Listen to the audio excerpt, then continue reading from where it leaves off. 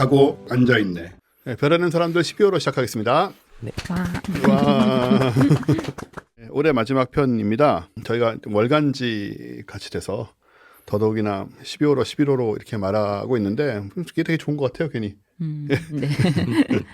월간. 네, 월간 별하는 사람들 네. 12호로 시작했습니다. 네, 다음 달에는 1월은 원래 저희가 쉬고, 그죠? 네. 네, 올해 이제 정리를 하고 내년에 2월부터 다시 뵙게 될 거고요.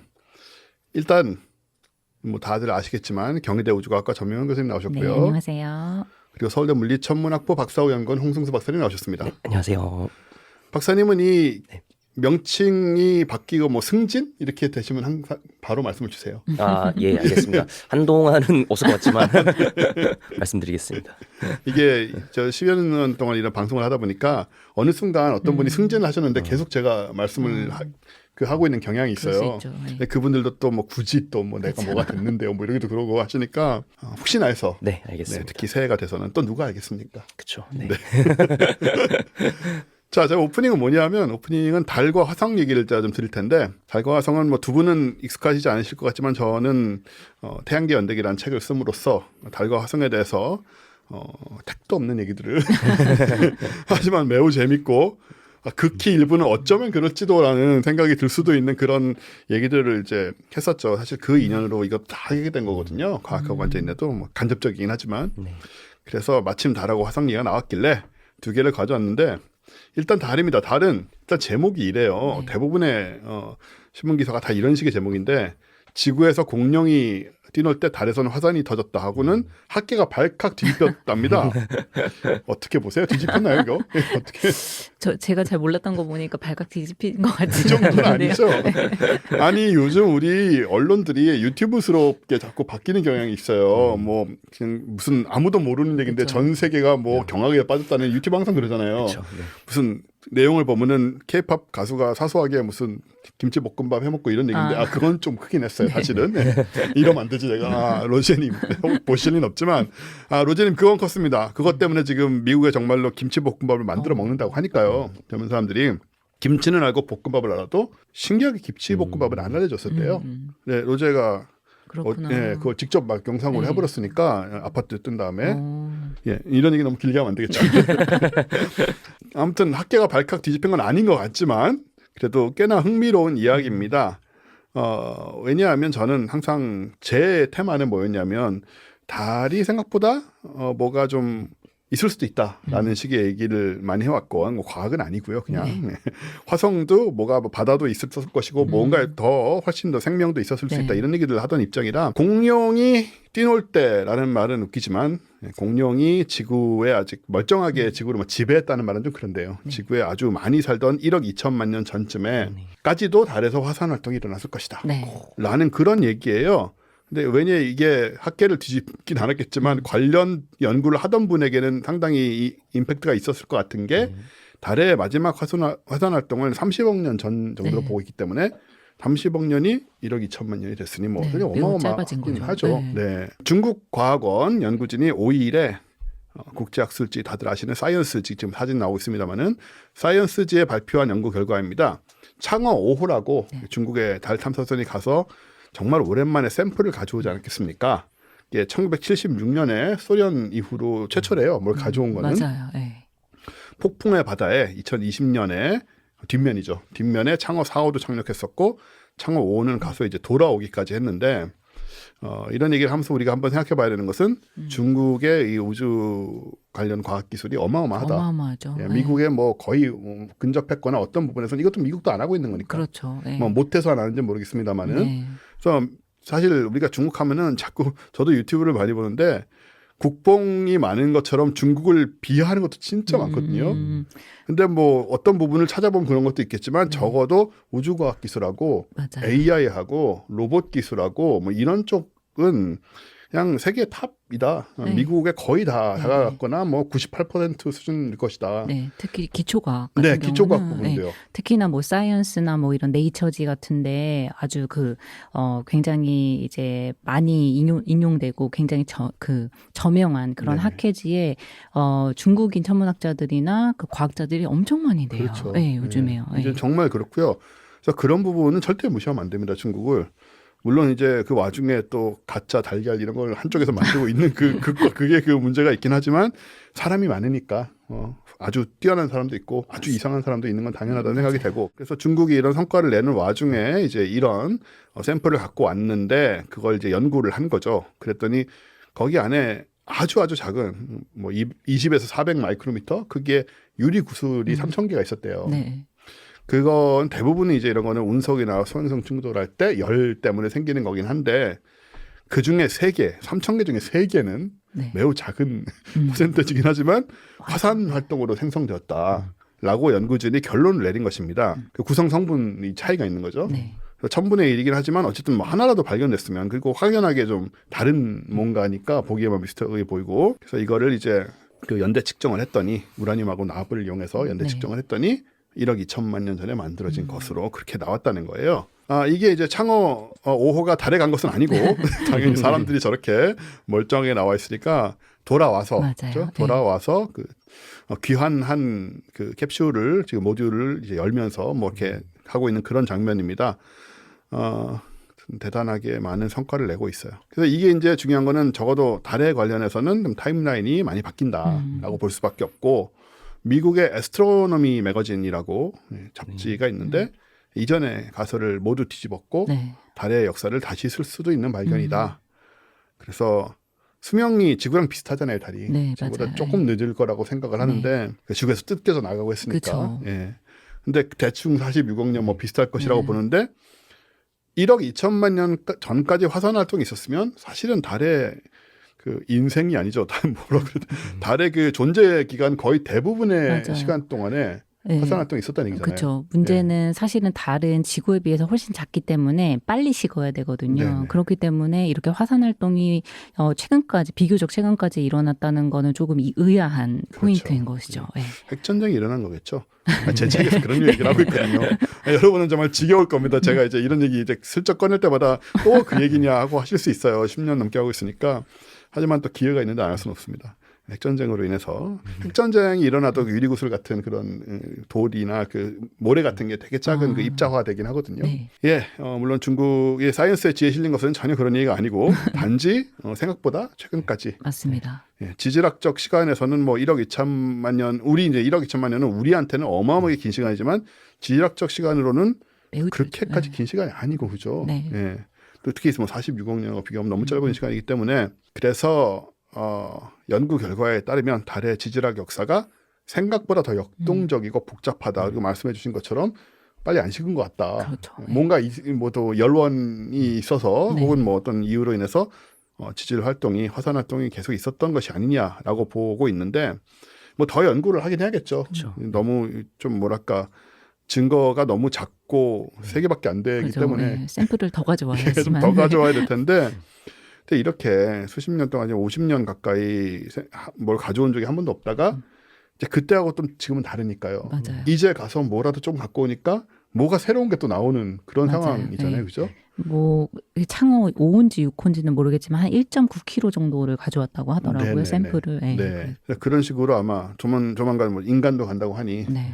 인간이 가면 가족이 참 쉽죠. 그냥 대충 주워 가지고 긁어가지고 이렇게만 가져와도 한 뭐 몇 킬로그램은 충분히 갖고 올 수 있으니까. 우리 이명열 박사님하고도 초기부터 옛날 했던 얘기가 달이든 화성이든 뭐 제대로 연구하려면 사람이 가야 된다. 네. 네. 사람이 가서 좀 정주를 하면서 이것저것 파보고 네. 사람이 딱 보면은 어이구 생물이네 하는 것도 기계가 보면은 뭐 못 알아볼 수도 있는 것이고 그러기 때문에 네, 조만간에 달이고 화성이고 사람이 가서 이제 연구할 맞아요. 때가 네. 제가 그 달 연구하는 사람의 이제 어떤 발표를 본 적이 있는데 거기 보면은 정말 샘플을 가지고 연구하긴 하는데 예전에 가져온 샘플이에요. 그리고 정말 조금밖에 없거든요. 근데 그걸 가지고 막 이렇게 하고 저렇게 하고 하면서 열심히 그거를 연구를 하시더라고요. 그래서 그런 거 보면은 이제 이렇게 많은 샘플을 가져오면은 너무나 이제 획기적인 발전이 이루어지지 않을까. 네, 킬로그램대 맞아, 이제 킬로그램대죠. 제가 그 일본의 미라이칸 가서 미래관이라고 하는 미래관 가서 거기 하야부사가 가지고 온 그 샘플들 토양 샘플 네네. 같은 게 그 뭐 아시다시피 하야부사가 그 애니메이션화 될 법할 정도의 별의별 상황을 다 겪으면서 구사일생으로 네. 무인 탐사선인데 구사일생이란 말을 하는 게 어울릴 정도로 정말 고생을 하고 돌아와서 뭘 또 와중에 가지고 와가지고 근데 정말 그 이만한 돋보기로 봐야 되는 맞아. 진짜 작은 그거거든요. 네, 그래서 실망할 수 있지만 뭐 그거는 또 달도 아니고 또 되게 먼 데를 가서 그 난리를 치고 또 갖고 왔으니 하지만 지금까지는 상황이 그랬다면 앞으로는 좀 달라질 것이다. 그러면 이제 과학자분들은 굉장히 큰 도움을 많이 받으실 것 같고요. 근데 이런 식으로 달에 가서 연구할 기회가 있다. 혹은 화성이든 뭐 어디든 간에 그럼 가시겠어요, 두 분은? 여러 가지 감안해야 될 것들이 좀 있는데 뭐 조금 안정화가 되면은 안정화되고 죽을 사람 이것이 다 죽고 죄송합니다. 죽을 사람 먼저 다 죽고 스타쉽 조금 한번 떨어져 보고 안정성이 확보가 되면은 가보고 싶습니다. 네, 뭐 가서 좀 지루하고 그러실 수는 있는데 네, 그래도 뭐 그런 기회를 그렇죠. 얻을 수만 있으면은 가서 뭐 1년씩 있을 수도 있다. 네. 어떠세요? 저는 개인적으로 겁이 많아서 놀이기구를 못 타거든요. 네. 그래서 그러면 로켓을 타는 게 이제 훨씬 더 무섭지 않을까. 네. 그렇겠죠.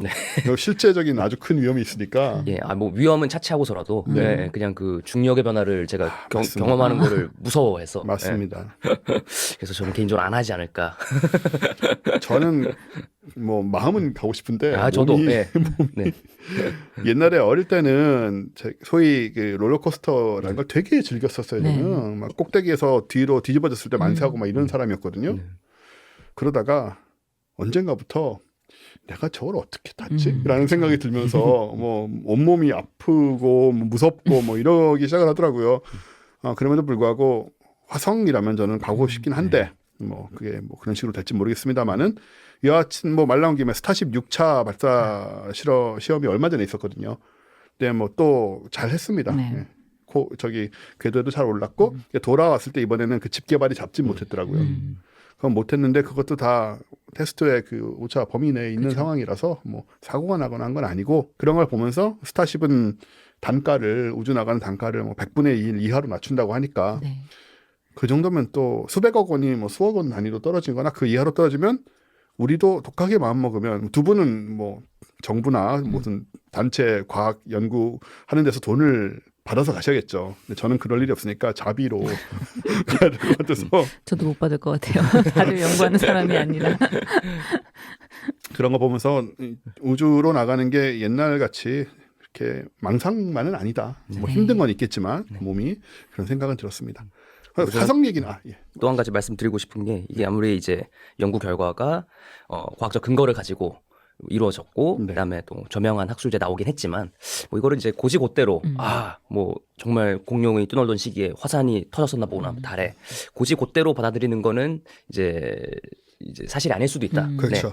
맞습니다. 예, 그래서 과학이라는 게 언제나 항상 이제 새로운 증거가 나옴에 따라서 바뀔 여지도 있고 비판적인 시각으로 바라봐야 되고. 그래서 이거를 이제 정설로 받아들이시면은 안 될 것 같다. 아직은 안 될 것 같다. 학계가 발칵 뒤집힌 적도 없고. 예, 증거가 아직 부족하기도 하고. 예, 그러니까 좀 비판적인 시각으로 바라보시는 그게 필요할 것 같다라는 말씀을 드리고 싶습니다. 사실 우리 청취자분들은 뭐 좀 익숙하실 것 같아요. 그런 상황들에. 그래서 그렇게 보실 것 같은데 이거 기사를 보는 분들은 그냥 신문에서 이게 지금 지구에서 공룡 뛰놀 때 달에서는 화산 터져라고 돼 있는데 이거를 보나마나 어떤 분들은 달에 공룡이 있었대라고 정말 전혀 다른 얘기로 그래서 학계가 발칵 뒤집혔대라는 이런 식으로 해석하시는 분 분명히 있거든요.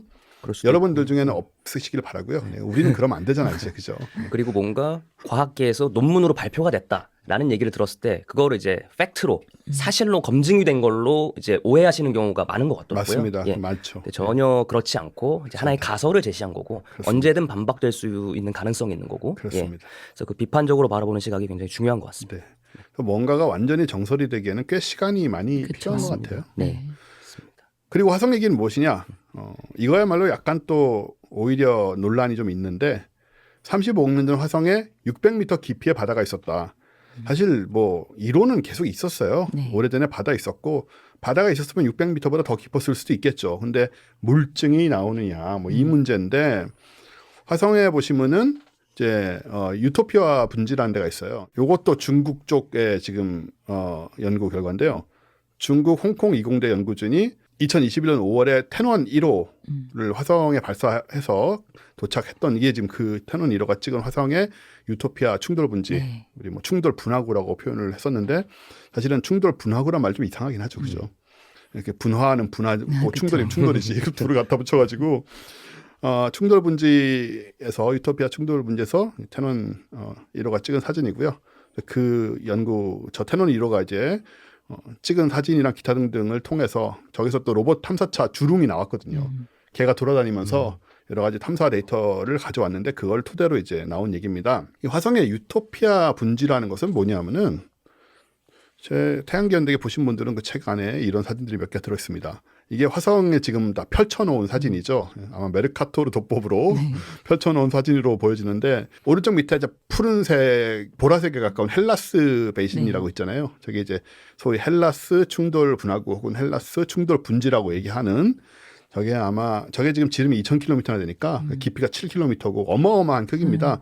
그래서 저게 아주 큰 게 부딪혔을 것이다 이런 얘기를 하고 또 뭐 잘 보시면 왼쪽에 이제 그 붉은색으로 된데 저기는 다 되게 높은 곳이죠, 위도가. 저쪽에 저 하얗게 세 개가 쭉쭉쭉 나와 있는데 그리고 옆에 이제 올림퍼스 먼스라고 마운틴이죠. 저쪽에 이제 화산 네 개가 저렇게 있고 저런 것들. 그 다음에 바로 밑에 발레스 마리네리스 우리 그 마리너 협곡이라고 부르죠, 대개 우리나라에서는. 저것도 아주 길이가 4,000km씩 되고 깊이도 뭐 7km, 6km씩 되는 어마어마한 그런 협곡들이 있습니다. 네. 저런 식으로 화성은 아무튼 뭐 특이한 지형들이 있는데 가장 큰 특징은 남쪽은 높고 헬라스 정도 제외하면 남쪽은 높고 북쪽은 낮다라는 것이 가장 큰 지형적 특징인데 저 유토피아 충돌 분지 오른쪽에 있는 저 위에 유토피아 베이신이라고 돼 있는 저기가 이제 유토피아 충돌 분지인데 43억 년에서 41억 년 전에 지름이 한 400에서 700km 정도의 소행성이 충돌한 것이 아니겠느냐 이렇게 보고 있더라고요. 옆에 이제 많은 암석들이 산재해 있고 그걸 아까 방금 보신 사진에서 찍었던 거고요. 그럼 이제 뭘 거기서 알아낸 거냐? 저기서 텐원 1호하고 텐원 1호에서 나왔던 그 탐사차인 주룽 그리고 텐원 1호 궤도선이 찍은 사진 또 나사의 화성 정찰 궤도선이 찍은 사진 등등을 다 분석한 결과 저 지역에 그 옛날에 바다가 만든 해안선 지형이 있다는 거예요. 네. 사실 지금까지 뭐 퇴적층 이런 얘기 좀 나왔었고 사진으로 어느 정도 보인 적이 있는데 해안선이라는 얘기는 저도 처음 봐서 화성 관련해서 상당히 흥미롭다라고 생각이 됐습니다. 해안선이 어디 있냐면은 저기 지금 보시면은 주롱이랑 텐원 1호 저 착륙한 지점이 저기 십자가로 표시된 저 지점이고 검게 먹선 같은 거 네. 치르는 데 있잖아요. 저 주롱 저 십자가 밑으로 네네. 저 검은 선이 이제 해안선으로 보인다라는 얘기고요. 그리고 주룽의 착륙 지점 주변에는 그 원뿔형 구덩이나 뭐 다각형 골짜기, 물살 흔적 이런 게 되게 많답니다. 네. 다 바다가 남긴 흔적이 아니겠느냐 이렇게 보여 있고 또 원뿔형 구덩이는 대개 물이나 얼음이 고여있던 지역인 경우가 많대요. 네. 그것도 이제 그런 경우가 아니겠느냐고 보고 있고 그래서 저 모든 전반적인 데이터들을 통해서 지질적인 데이터를 통해서 유추해 보면 북쪽에 저 낮은 쪽에는 바다가 있었을 것이다. 지금은 다 날아가서 이제 낮아졌지만 사실은 저기 물이 채워져 있었을 가능성이 크고 그리고 얕은 바다의 수심은 이제 600m 정도 됐을 것이고 아마 저 해안선 주변을 좀 말하는 것 같고요. 왜냐하면은 저 북쪽 지역이 남쪽 지역보다 한 3km 이상 낮거든요. 굉장히 차이가 많이 나요. 그렇네요. 그래서 뭐 결과적으로 그게 다 바다였다면은 뭐 지금 지구상의 바다도 평균 수심이 한 3km 되니까 전반적으로는 비슷한 느낌의 바다가 뭐 있었지 않겠느냐 하지만 지금 얘기하는 거는 얕은 바다 주변에 600m 정도의 수심이었을 것이다. 이렇게 얘기를 하고 그래서 이거는 물증이다 뭐 이런 식으로 얘기하고 있습니다. 근데 여기에 대해서 또 그런 비판도 있죠. 네. 당연히 있는 게 제가 보기에 가장 합리적인 비판은 수십억 년 전에 형성된 그 해안선이 모든 풍화작용을 이기고 그렇죠. 아무리 화성이 대기가 뭐 우리 지구의 100분의 1이라고 하지만은 또 모래 폭풍이 엄청 많이 불지 않습니까? 뭐 300km씩 되는 그런 네. 폭풍이 불곤 하는데 몇십억 년 동안 저 해안선이 그렇게 멀쩡하게 지금까지 보일 정도로 남아 있었다라는 것도 좀 무리가 아니냐라는 그렇죠. 그런 주장을 또 펜실베니아 주립대의 행성과학 전공이신 벤저민 카르데나스 교수님이 말씀을 하셨대요. 네. 또 옆에 듣기에도 또 그것도 네. 그런 것 같고요. 그래서 저는 이제 저 태양계연대기 죄송합니다. 이거 좀 기회가 있기 때문에 이런다고 이제 책이 더 팔리진 않은 거 알아요. 그냥 재미로 하는 얘기인데 태양계연대기 시기 관점으로 접근을 하면은 바다가 사라진 것이 생각보다 최근이다라고 하면은 저 문제가 해결될 수 있죠. 네, 그 수십억 년의 풍상을 견딘 게 아니고 그렇죠. 불과 네. 몇만 년의 풍상을 견딘 거라면 아직까지 남아 있을 것이고 하지만 공룡이 뛰놀던 시기에 화성엔 바다가 있었다. 예, 공룡이 뛰어던 시기에 화성에 바다가 있었고 전 세계 학계는 다 뒤집어졌고요. 그래서 이런 재미있는 얘기가 두 개 있었고 둘 다 중국 쪽에서 나온 얘기라서 특히 제가 기회만 있으면 얘기를 드리는데 네. 중국의 과학기술 능력이나 뭐 네. 이런 부분들 중국은 아주 큰 나라이기 때문에 제가 뭐 중뽕에 빠질 이유는 없어요. 당연히 없지만 아주 유튜브에서 나오는 정말 몰상식한 경우들도 있겠지만 당연히 아주 발전되고 있는 부분 분명히 있기 때문에 그런 부분들을 또 우리가 너무 그냥 너무 아무렇지도 않게 무시해버리고 이러는 경향이 좀 있기 때문에 좀 객관적으로 보자 이런 맞아요. 얘기를 드리고 싶고 뭐 일본도 마찬가지죠. 일본도 네. 기초과학이나 이런 뭐 노벨상을 받은 게 몇 개입니까? 과학 쪽에 그렇죠. 20개가 훨씬 넘는데 그런 것들을 우리가 우리나라의 뭐 여러 가지 이번에 노벨 문학상도 받았고 클래스가 많이 올라가고 있지만 그럼에도 불구하고 또 주변 국가들도 그만큼 많은 성과를 냈다는 정도는 항상 기억을 하고 있자는 의미입니다. 그리고 이게 제가 참 어떻게 저렇게 신기하게도 노벨상 그 위원회 쪽에 간접적으로 연결이 돼가지고 들은 얘기들이 좀 있는데, 그래요. 예, 이건 좀 말씀을 자세히 드릴 수는 없어요. 저도 정말 신기하게 며칠 전에 어쩌다, 예, 정말 생각지도 못한 자리에서 그런 얘기를 들었는데 믿을만한 얘기인데, 네. 우리나라의 노벨 과학상 쪽도 멀지 않을 것 같고, 예, 이번에도 상당히 많이 논의가 됐었다는 식으로 갔다 오신 분이 네, 얘기를 네. 해주셔가지고. 네. 네, 그래서 몇몇 분이 계신데 뭐 그분들의 성함을 제가 얘기할 수는 없지만 우리 맨날 그런 얘기 있었잖아요. 네. 누가 받을 거다, 누가 받을 맞아요. 거다. 뭐 네. 문학상은 특히 더했고 네. 그랬는데 결국은 또 문학상도 받았고 결국은 또 과학상도 받는 날이 오겠다. 네. 네. 네, 그런 생각이 좀 들기도 합니다. 자, 오프닝 여기까지 하고 이제 저희는 책 광고를 해야 됩니다. 몸이 기후다. 흥미로운 제목입니다. 몸이 기후다. 처음에 이 책이 왔을 때는 일단 저는 뭐 기후책 같은 경우 기후 변화라든가 이런 책들은 또 많이 저희 사무실에 오기도 하고 저도 뭐 읽은 것도 많아서 그렇게 새로운 관점이 뭐 있을까라는 생각을 했고 사실 그렇지 않습니까? 비슷비슷한 얘기들을 하고 계시니 비슷비슷한 얘기를 내가 모르는 얘기가 있을까? 그런 정도 생각을 했어요. 뭐 아주 디테일한 거 말고는. 근데 이건 관점이 좀 다르다는 점이 일단 여러분한테 말씀을 드릴 수 있는 부분이 뭐냐면 이 책을 쓰신 저자분이 인류학자세요. 네. 그러니까 뭐 기후학자도 아니고 네. 인류학자는 문과잖아요, 문과. 굉장히 좀 친근감이 느껴지는 그런 부분인데 인류학자시고 정치, 문화, 철학하고 의료, 그러게요. 의료의 상호관계를 중심으로 연구를 하시는 굉장히 흔하지 않은 분이십니다. 그러게요. 그리고 흥미롭게도 이런 분들은 어디에 소속될까라는 우리가 궁금함이 있잖아요.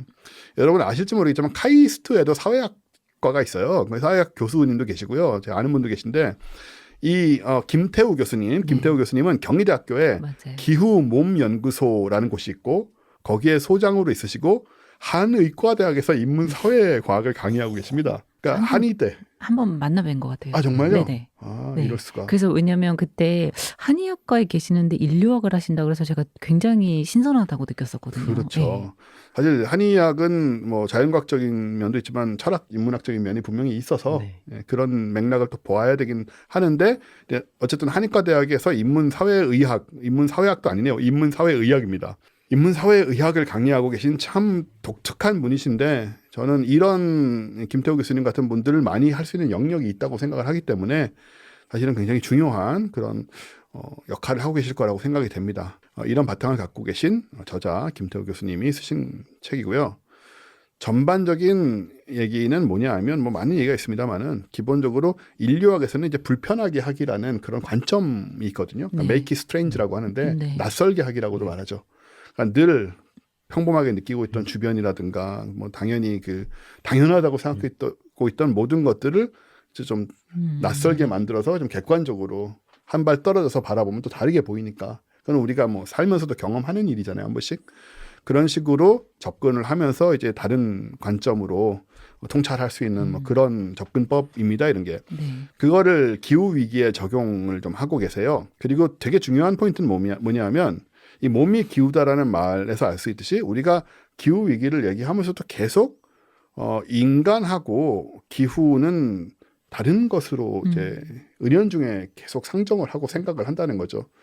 이게 옛날에 우리 자연 환경 이런 얘기할 때 요즘은 사실 자연 환경을 보호합시다 이런 말 잘 안 쓰지 않습니까? 네. 그것도 사실 이런 과정을 거쳐서 그 표현이 이제 바뀐 거거든요.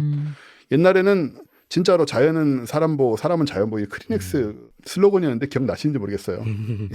TV에 크리넥스 광고 나오면서 사람은 자연 보호, 자연은 사람 보호 이런 표현이 나왔었는데 굉장히 흥미로웠지만 저는 제 중학교 때는 고등학교 때 같은데 그걸 보면서 솔직히만 저는 좀 웃자는 애였으니까 좀 의아한 생각을 했어요. 저렇게 기브 앤 테이크 방식으로 나눠서 생각을 하면 답이 안 나온다라는 생각을 했었습니다. 솔직히 말해서.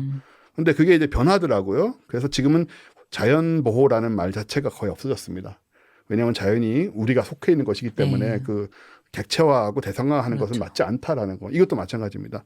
기후 위기라는 것이 기본적으로 인간과 자연을 나누는 그 소위 분리 분절한 사고 방식에서 상당히 그 책임이 있다라는 것이고 지금도 우리가 그러고 있다라는 거. 뭐 자연이니 환경이니 기후, 탄소, 기온 같이 일상적으로 사용하는 말들하고 그에 연결된 실천들이 이제 전반적으로 이제 기후 위기의 문제들을 말하고 있는데 그걸 이제 좀 한 덩어리로 네. 보자는 또 동아시아적인 그런 접근이기도 하죠. 이런 이제 총체적인 접근은. 네.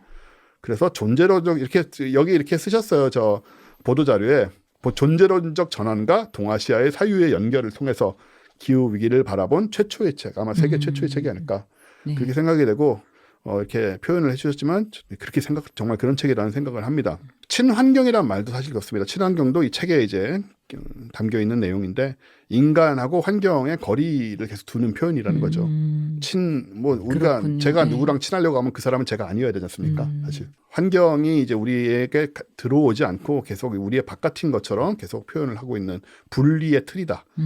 그리고 이런 분리의 틀은 단지 말로 머무는 것이 아니고 행동을 추동하고 그 분리를 실제로 만들어서 고정시킨다는 거예요. 네. 이제 철학적인 관점이긴 한데 이런 부분들을 사실 우리가 생각해 볼 필요가 있죠. 왜냐하면 지금 특히 기후 변화가 굉장히 위험한 상황에 도달함에도 해결이 잘 안 되고 있고 그렇죠. 이번에 트럼프가 당선되면서 네. 또다시 이게 도움이 될 것 같진 않아요. 전혀 도움이 되진 않겠죠. 네, 그 파리 협약에도 탈퇴를 주도적으로 했던 게 또 트럼프고 하다 보니까 번역어에 대해서도 저자가 많이 말씀을 하세요. 환경이나 자연 같은 번역어들 이게 어떤 식으로 우리나라에서 정착이 된 것인가. 서구로부터 유입이 되기 시작해서 이제 동아시아에서 자리를 잡으면서 이게 이제 도시 위생 등 그 분리의 틀을 가진 번역어들하고 어떻게 결합이 됐고 상승작용을 했는가 이런 이게 완전히 그 문과에서 다루는 내용이죠.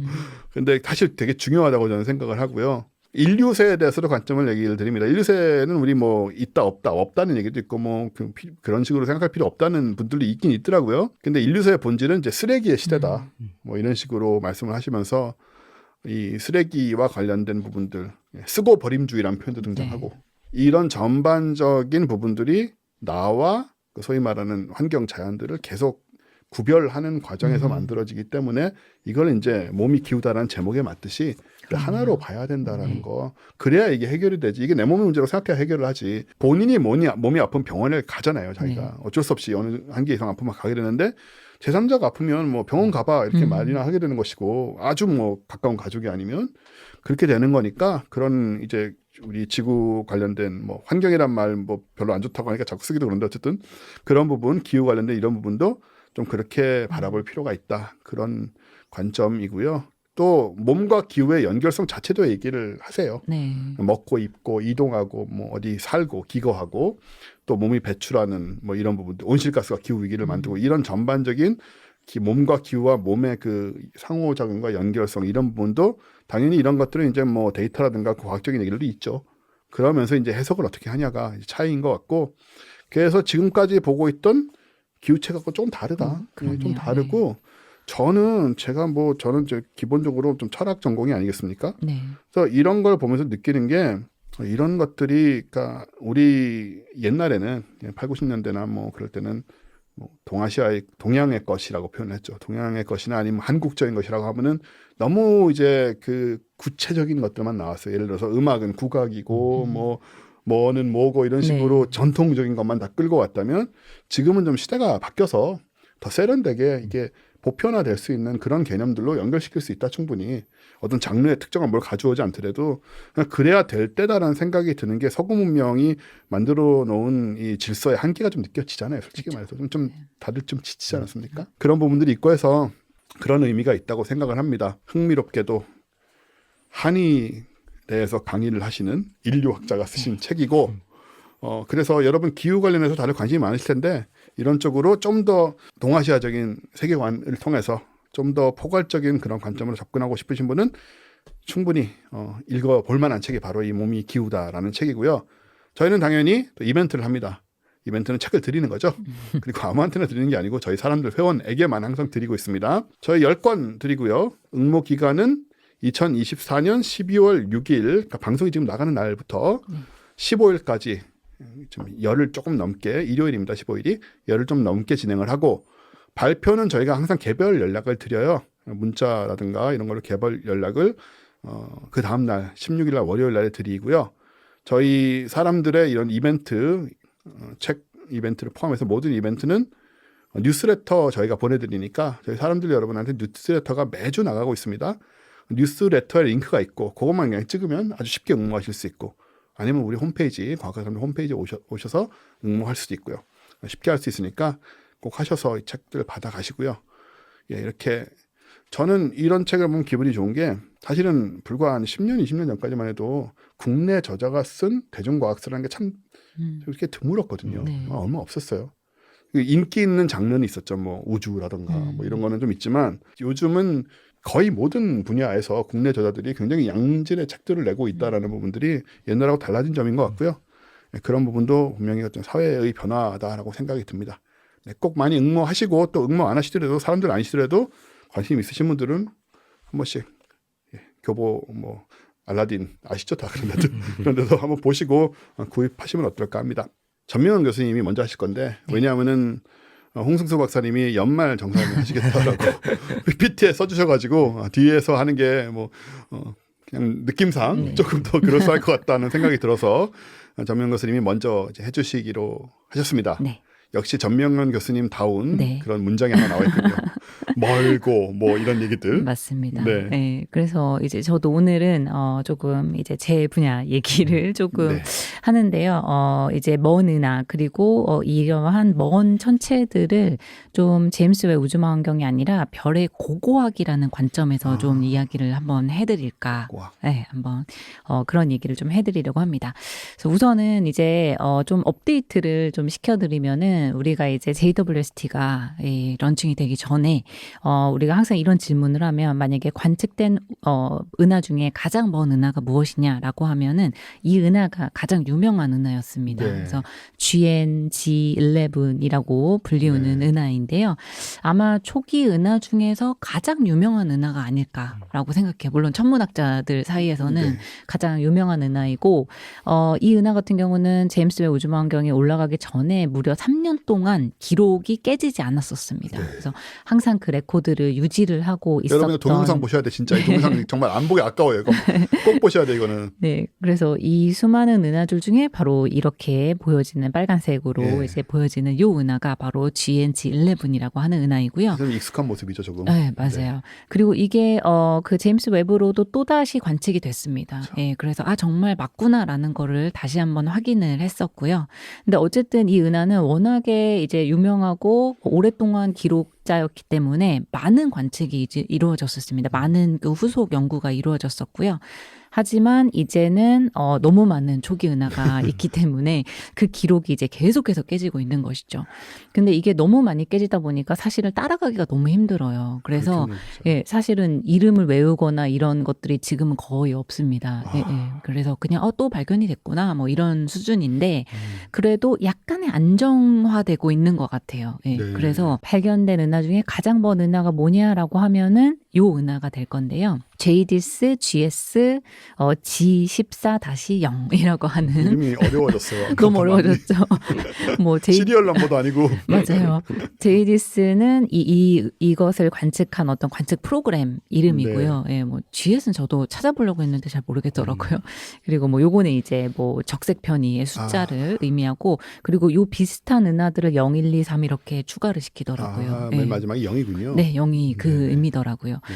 그래서 요 은하 같은 경우는 138억 년 중에 3억 년이 됐을 때의 은하입니다. 그래서 아주 우주 초기의 은하이고 오른쪽에 보시면 그 은하의 모습이 요렇게 보여지고 있는데 뭐 그 GNG11하고 비슷하죠. 약간 불규칙하고 은하 같지 않고 네. 그냥 빨갛고 한 은하인데 요 은하는 2024년에 이제 발견이 됐습니다. 저 빨갛게 보이는 건 적색 편의가 심해서 그런 건가요? 네, 그런 영향도 있는 겁니다. 네. 이제 이 은하 같은 경우는 우리가 초기 은하들을 발견했을 때에 모두 다 이제 공통적으로 보여지는 것처럼 매우 밝아요.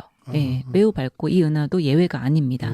하지만 그래도 뭐 우리 은하나 이런 거에 비하면 훨씬 작은 은하예요. 한 뭐 1400광년 정도 이제. 조그맣네요. 네, 굉장히 조그맣죠. 네, 우리 은하 같은 경우는 반경이 한 5만 광년 정도 되니까 네, 상대적으로 매우 작지만 그래도 3억 년이라고 하는 우주 초기를 생각하면 매우 큰 은하입니다. 네, 매우 큰 은하이고 그리고 여기서는 또 하나의 핑계를 댈 수 없는 게 밝은 은하들이 혹시 중간에 있는 거대 질량 블랙홀 때문이 아닐까라고 우리가 좀 의심을 했었거든요. 그런데 3억 년이면 이때는 거대 질량 블랙홀이 나타날 수가 없어요. 물론 뭐 그것도 바뀔 수도 있습니다. 예. 하지만 이때는 별이 탄생하는 시기이기 때문에 그렇게 큰 블랙홀이 있을 수도 없거든요. 네. 예. 그래서 아마도 이것은 정말로 별로 이루어진 은하일 것이다라고 생각이 되어지고 있습니다. 그래서 이 은하들이 이제 결국에 3억 년이라고 하는 아주 초기 은하인데, 이게 이제 문제가 항상 이제 있죠. 여기 우리가 지금 초기 은하를 얘기하면 항상 이제 문제가 나오게 되는데, 네. 이 초기 2억 년과 3억 년은 원래는 천문학자들이 생각을 했을 때는 첫 세대 별이 태어나는 시기라고 생각을 했었어요. 예, 예. 그래서 이 첫 세대 별이 아직은 한 번도 발견이 된 적이 없는 어떤 유니콘 같은 그러한 별입니다. 그리고 이 첫 세대 별을 우리가 종족 3이라고 부르게 되거든요. 네, 그래서 요거를 좀 설명을 드리면 우리가 크게 별을 세 가지로 나눕니다. 종족 3, 종족 2, 종족 1 이렇게 나누는데 이것의 가장 기본적인 구분은 얼마나 중금속이 있느냐. 이 별의 표면에 중금속이 있느냐인데 이 별이 첫 세대 별이 태어날 때는 우주가 너무나 깨끗했기 때문에 수소랑 헬륨밖에 없었기 때문에 이 첫 세대 별은 아주 깨끗한 수소와 헬륨으로만 이루어진 별이었던 것이죠. 그렇겠네요. 네. 우주에 뭐 다른 물질이라는 게 거의 없던 시대니까. 없던 시대이죠. 얘네들이 만들기 시작하겠죠, 이제. 맞습니다. 네. 네, 얘네들이 만들기 시작하고 그래서 이러한 별을 종족 3. 그 다음에 태어난 별을 종족 2라고 하거든요. 그래서 그것을 두 번째 세대 별이라고 부릅니다. 그리고 그 다음이 종족 1이고요. 우리가 지금 현재 맞닥뜨리고 있는 우리 은하 안에 있는 별들의 대부분은 종족 1입니다. 그 전에도 얘기해 주셨는데 네. 거꾸로 된 느낌이라서 맞아요. 불편하다고. 상당히 좀 불편하죠. 그죠? 네, 1, 2, 3으로 줬어야 되는데. 그렇죠. 이게 근데 관측자 입장과 네. 이제 어떤 이론하는 사람 입장에서 붙이는 네이밍이 다르다 보니까 그러니까. 관측하는 사람 입장에서는 우리 은하 중심으로 생각할 수밖에 없지 그렇죠. 않습니까? 네. 그러니까 가장 먼저 발견된 게 우리 은하에 있는 별들. 그러니까 뭐 처음에는 그냥 종족 1, 2, 3 개념도 없고 그냥 이런 종족만 있구나 싶었는데 멀리 갈수록 다른 종족이 있네? 그럼 걔네들 종족 2 붙이고 그럼 더 멀리 가면은 뭐 종족 3이 되고 이런 식으로 관측자 입장에서 네이밍이 되다 보니까 그렇네요. 맞아요. 진짜. 네. 늦게 발견된 거를 종족 1이라고 할 수는 없으니까 이미 1을 만들어 놨는데 그걸 또 괜히 뒤집어가지고 또 할 수도 없고 맞는 맞습니다. 말씀이네요. 네. 그래서 이제 종족 3 이렇게 부르는데 이 별은 아직 한 번도 발견이 된 적은 없지만 우리가 다 이제 계산을 할 수가 있거든요. 이 별이 어떤 특징을 가졌을까라고 했을 때 우리가 생각할 때 매우 무거운 별이었을 거라고 생각을 해요. 일반적으로 태양 질량보다 한 수백 배 정도 무거운 별이지 않을까라고 생각을 하고 있습니다. 그 이유를 간단히만 설명을 드리면 원래는 이렇게 별이 탄생을 할 때 성간 물질로부터 이렇게 이렇게 수축을 하게 됩니다. 네. 근데 수축을 하는데 우리가 어떤 가스를 수축하면 문제가 뭐냐면은 이 온도가 계속해서 올라가게 됩니다. 왜냐면 이렇게 수축을 하니까요. 네. 그런데 만약에 이 어떤 그 열이 생성이 되면은 이렇게 수축하는 것을 오히려 막게 됩니다. 그러면은 결국에는 별이 탄생을 하기에는 높은 온도나 높은 밀도로 우리가 도달할 수가 없겠죠. 네. 그래서 결국에는 열을 빼내는 역할을 누군가가 해야 되는데 그것을 누가 하냐면 중금속이 합니다. 예. 그런데 요 초기에는 헬륨과 수소밖에 없었기 때문에 이러한 아주 냉각 효과가 효과적으로 일어나지 않았던 것이죠. 그래서 결과론적으로는 매우 큰 별이 만들어지게 된다라고 해서 그 별이 이제 종족 3이고 그리고 원래 천문학에서는 이제 이렇게 얘기를 하는데 뭐 질량이 큰 별일수록 굵고 짧게 산다. 네. 그리고 이제 작은 별 같은 경우는 길고 오래 산다라고 하는데 그래서 이 별 같은 경우는 한 300만 년 정도 살았지 않았을까라고 생각을 하고 있습니다. 그래서 물론 인간의 타임 스케일로는 굉장히 길지만 우리 이제 별의 관점에서는 300만 년이면은 아주 찰나 같은 시간인 것이죠. 그럼요. 아까 네. 1억 2천만 년 그거 달 얘기도 나왔는데 그것도 맞아요. 그렇게 긴 세월이 아닌 것 같은데 그렇죠. 저러면 더 관측도 어렵겠어요. 짧게 관측을 있다가니까. 그렇죠. 그래서 네. 그런 것도 우리가 첫 세대별을 관측하지 못하는 이유 중에 하나일 거예요. 예.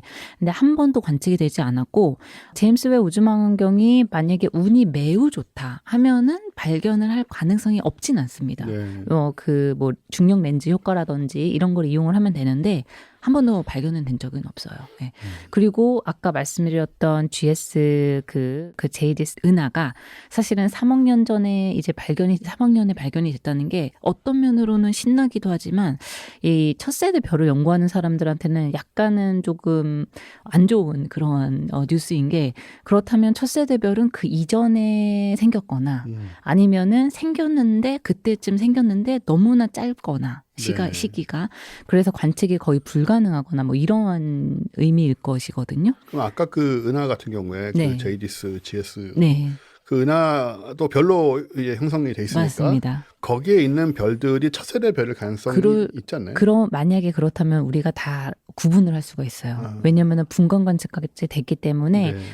우리가 그것을 다 검증할 수가 있는데 뭐 봤을 때 첫 세대 별은 아닌 것 같아요. 그새. 네, 그새 이미 참. 어떤 세대 변화가 일어난 그렇군요. 겁니다. 예. 그래서 이런 어떻게 보면은 유니콘과 같은 별을 우리가 이제는 관측을 할 수 없는 것인가? 이거는 어떤 거와 마찬가지냐면 과거에 살아있긴 살아 있었는데 지금은 존재하지 않는 것이거든요. 예. 그래서 이런 것들을 연구하는 방법이 뭐가 있을까라고 하다가 이제 고고학이라고 하는 네. 그런 방법론을 쓰는 것이죠. 그 홍성수 박사님이 항상 그 사전적 정의를 네. 많이 가져오셔가지고 저도 가져와 봤습니다. 고고학이란 할 때 이제 물질과 동식물, 인류가 지난 시대에 남긴 흔적을 찾아내고 이들의 말없는 역사를 밝히는 학문이다. 네. 그래서 뭐 우리가 공룡이 분명히 존재했다고 생각하지만 한 번도 본 적은 없는 거죠. 이미 죽었으니까. 마찬가지로 이러한 첫 세대 별, 죽은 별, 지금은 없는 그러한 별을 연구하려면은 이 별의 어떤 화석을 찾아내면 된다라고 하는 것입니다. 그래서 이 분야를 세부 분야를 별의 고고학이라고 부르게 됩니다. 그렇군요. 네, 그리고 실제로 이게 연구 분야고요. 네. 그리고 뭐 별은 항상 은하 안에 있기 때문에 은하를 이용하면은 은하의 고고학 이렇게 이용을 합니다. 네. 그러면 어떤 화석을 찾아야 될까? 라는 이제 질문이 나오게 되는 것이죠. 이 첫 세대 별이 과연 어떤 형태로 흔적을 남겼을까라고 할 때 결국에는 중금속입니다. 네, 중금속인데 우리가 빅뱅이 일어나고 직후에는 아주 깨끗한 환경, 수소와 헬륨 그리고 약간의 리튬이 있고요. 그 다음에는 아주 깨끗하다가 드디어 종족 3이라고 하는 첫 세대 별이 생겨나게 되고 이 별의 내부에서 이제 핵융합이 계속해서 일어납니다. 예. 그러고 이 중금속들이 초신성 폭발을 하면서 워낙에 종족 3이 무거운 별이기 때문에 그 초신성 폭발을 잘하게 됩니다. 그렇게 되면은 우리가 흔하게 알고 있는 탄소, 산소, 질소, 마그네슘 이런 것들이 다 생겨나게 되는 것이죠. 예. 그래서 드디어 우리 몸을 정말 이루고 있는 우리가 이렇게 별로부터 왔잖아요. 예. 그 모든 그 중금속들이 이때부터 이제 시작을 했다라고 생각을 할 수 있습니다. 그래서 이러한 중금속이 방출이 되고 그것들이 중간에 있는 그 우주 공간에 있는 성간 물질에 오염을 이제 시키게 되죠. 그 성간 물질을. 그러면서 이 성간 물질에서 또 다른 그 다음 세대의 별이 생겨나게 되고 그게 바로 종족 2의 별입니다. 네. 예. 근데 이 종족 2의 별은 아마도 종족 3으로부터 나온 중금속에 의해서 오염이 된 가스이니까 거기로부터 태어났기 때문에 이 종족 2의 표면에는 종족 3의 어떤 흔적이 남겨져 있는 것이죠. 네. 그래서 이것이 바로 화석별이다. 라고 할 수 있습니다. 예. 그리고 종족 3과는 다르게 종족 2는 매우 작은 별이에요. 네. 예, 그 아주 큰 별이 아니라 우리 태양과 같은 별입니다. 그래서 오래전에 약 135억 년에 탄생을 했다라고 하더라도 지금까지 살아 있을 거예요. 예. 그러면 우리 주변에서 이 종족 2의 별을 찾아내면 되는 것이죠. 말 되네요, 진짜. 그렇죠. 네, 그래서 이러한 화석별을 찾아내면 된다라고 하는 것이고 그렇다면 이제 이 초기 별과 이 초기 별을 품고 있는 은하는 지금 어디에 있을까라는 거를 생각을 해볼 수 있겠죠. 우리가 이러한 별이나 은하들이 가만히 있지는 않습니다. 예, 초기에는 아주 작은 은하였지만 시간이 지남에 따라서 큰 은하의 합병이 되기도 하고요. 네. 아니면 스스로 이제 커져서 큰 은하를 만들기도 합니다. 예. 그러면 이제 문제가 화석이 있었다 하더라도 그 다음 세대의 별들이 계속 생겨나니까 별들이 너무 많아지고 화석을 찾아내기가 너무 어려워지겠죠. 그렇겠네요. 네네. 지금 우리가 화석 찾기 어렵는 거나 마찬가지로 네, 그러는 거죠. 세월은 오래 지났고 뭐 물건은 많고 네. 뭐 도시도 있고 막 이러니까 도대체 맞아요. 어디서 찾아야 되는지 모르고 네, 뭐 이런 네. 경우들이 생기니까요. 네, 맞아요. 네.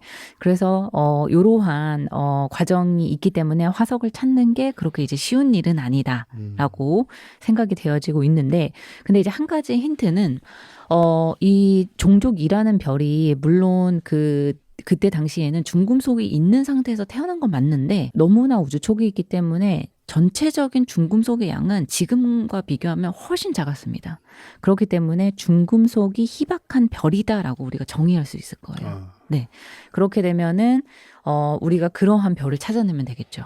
그 중금속의 양이 희미한 이런 것들을 거의 우리 태양에 있는 중금속의 양하고 비교를 하면은 한 100배, 1000배, 한 10,000배 정도 작은 그러한 중금속의 양이 작은 별이 많이 존재합니다. 그러니까 종족 3에 비해서는 중금속이 있어야 되고 네. 우리 태양 등에 비해서는 중금속이 적어야 되고 훨씬 적어야 돼요. 그런 별들을 찾으면 네. 저 분광을 통해서 네. 그 성분을 확인하고 이러면서 찾을 수가 그렇죠. 있겠네요. 그럴 수 있죠. 예. 그래서 그런 별들이 우리 은하 안에 어디에 있느냐라고 할 때 대부분이 헤일로에 있습니다. 예. 그래서 우리가 이제 왜냐면 여기서는 별이 너무 많이 그 디스크에서는 별이 너무 많이 태어나니까 네. 이러한 별이 계속해서 중금속이 많아지게 되는 별이 생겨나게 되고 반면에 헤일로는 이렇게 뜨문뜨문 별이 있잖아요. 네. 예.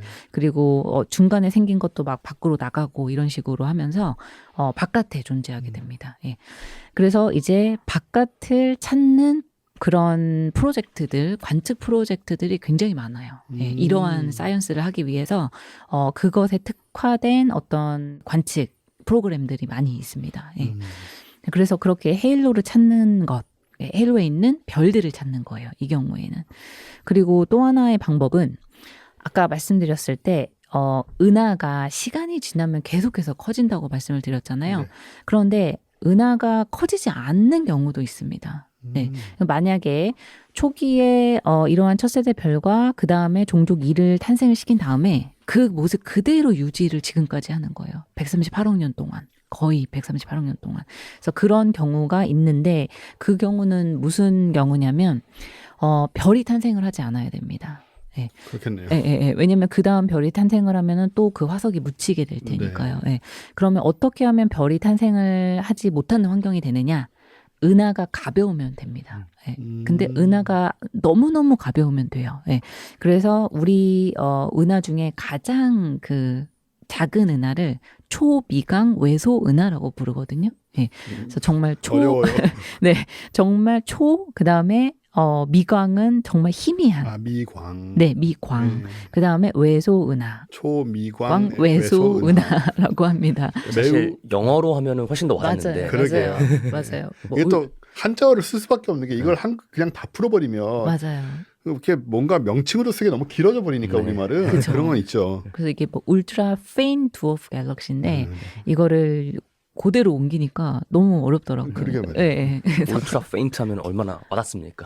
네, 정말 울트라 그죠? 사실은 철학 같은 것도 그래요. 영어로는 오히려 쉬운데 네네. 번역을 해오면서 네. 철학 용어들을 갖다가 한자어로 만들어가지고 네. 훨씬 더 어려운 책이 네. 돼버리는 경우가 좀 많거든요. 맞아요. 예. 예. 그래서 이런 초미감 외소은화를 같은 경우에는 어떻게 초기에 이제 모습을 그대로 유지하냐면 초기에만 별을 생성하고 별 생성을 하지 않습니다. 근데 왜 그러냐면 저희가 이제 한 2달 전쯤에 우주의 제이온화에 대해서 얘기를 했었어요. 예.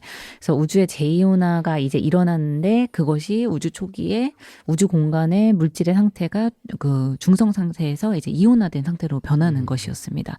근데 이것은 이제 어떻게 이해하시면 되냐면 우주 전체가 다 뜨거워진다고 생각하시면 돼요. 우주 전체가 다 이렇게 부글부글 끓는. 그래서 우리가 이런 거를 전체적인 히팅이라고 표현을 하긴 네. 하거든요. 그래서 전체적으로 이제 우주가 히팅이 되는 과정인데, 근데 이러한 것을 견딜 수 있는 은하가 있고 견딜 수 없는 은하가 있습니다. 만약에 은하가 매우 크면은 이런 우주의 전체적인 그 끓음에 별로 영향을 안 받아요. 예, 그러니까 잘 보호가 됩니다. 네. 근데 반면에 작은 은하 같은 경우는 이전 우주의 전체적인 끓음에 매우 취약하겠죠. 예. 그래서 요런 작은 은하 안에 있는 성간 물질들이 다 끌어오르게 됩니다. 근데 아까 말씀드렸던 것처럼 별이 탄생하려면은 성간 물질이 필요한데 그것이 차가워야 돼요. 뜨거우면 안 됩니다. 그럼 별이 생겨날 수가 없거든요. 그래서 이러한 우주의 제이온화가 일어나면 전체적인 우주의 끓음이 되고, 그리고 가벼운 은하는 그 끓음에 어떻게 보면 희생양이 돼버리는 것이죠. 예, 예, 예. 그래서 그 다음부터는 그 어떤 별 생성을 전혀 하지 못하는 상태가 됩니다.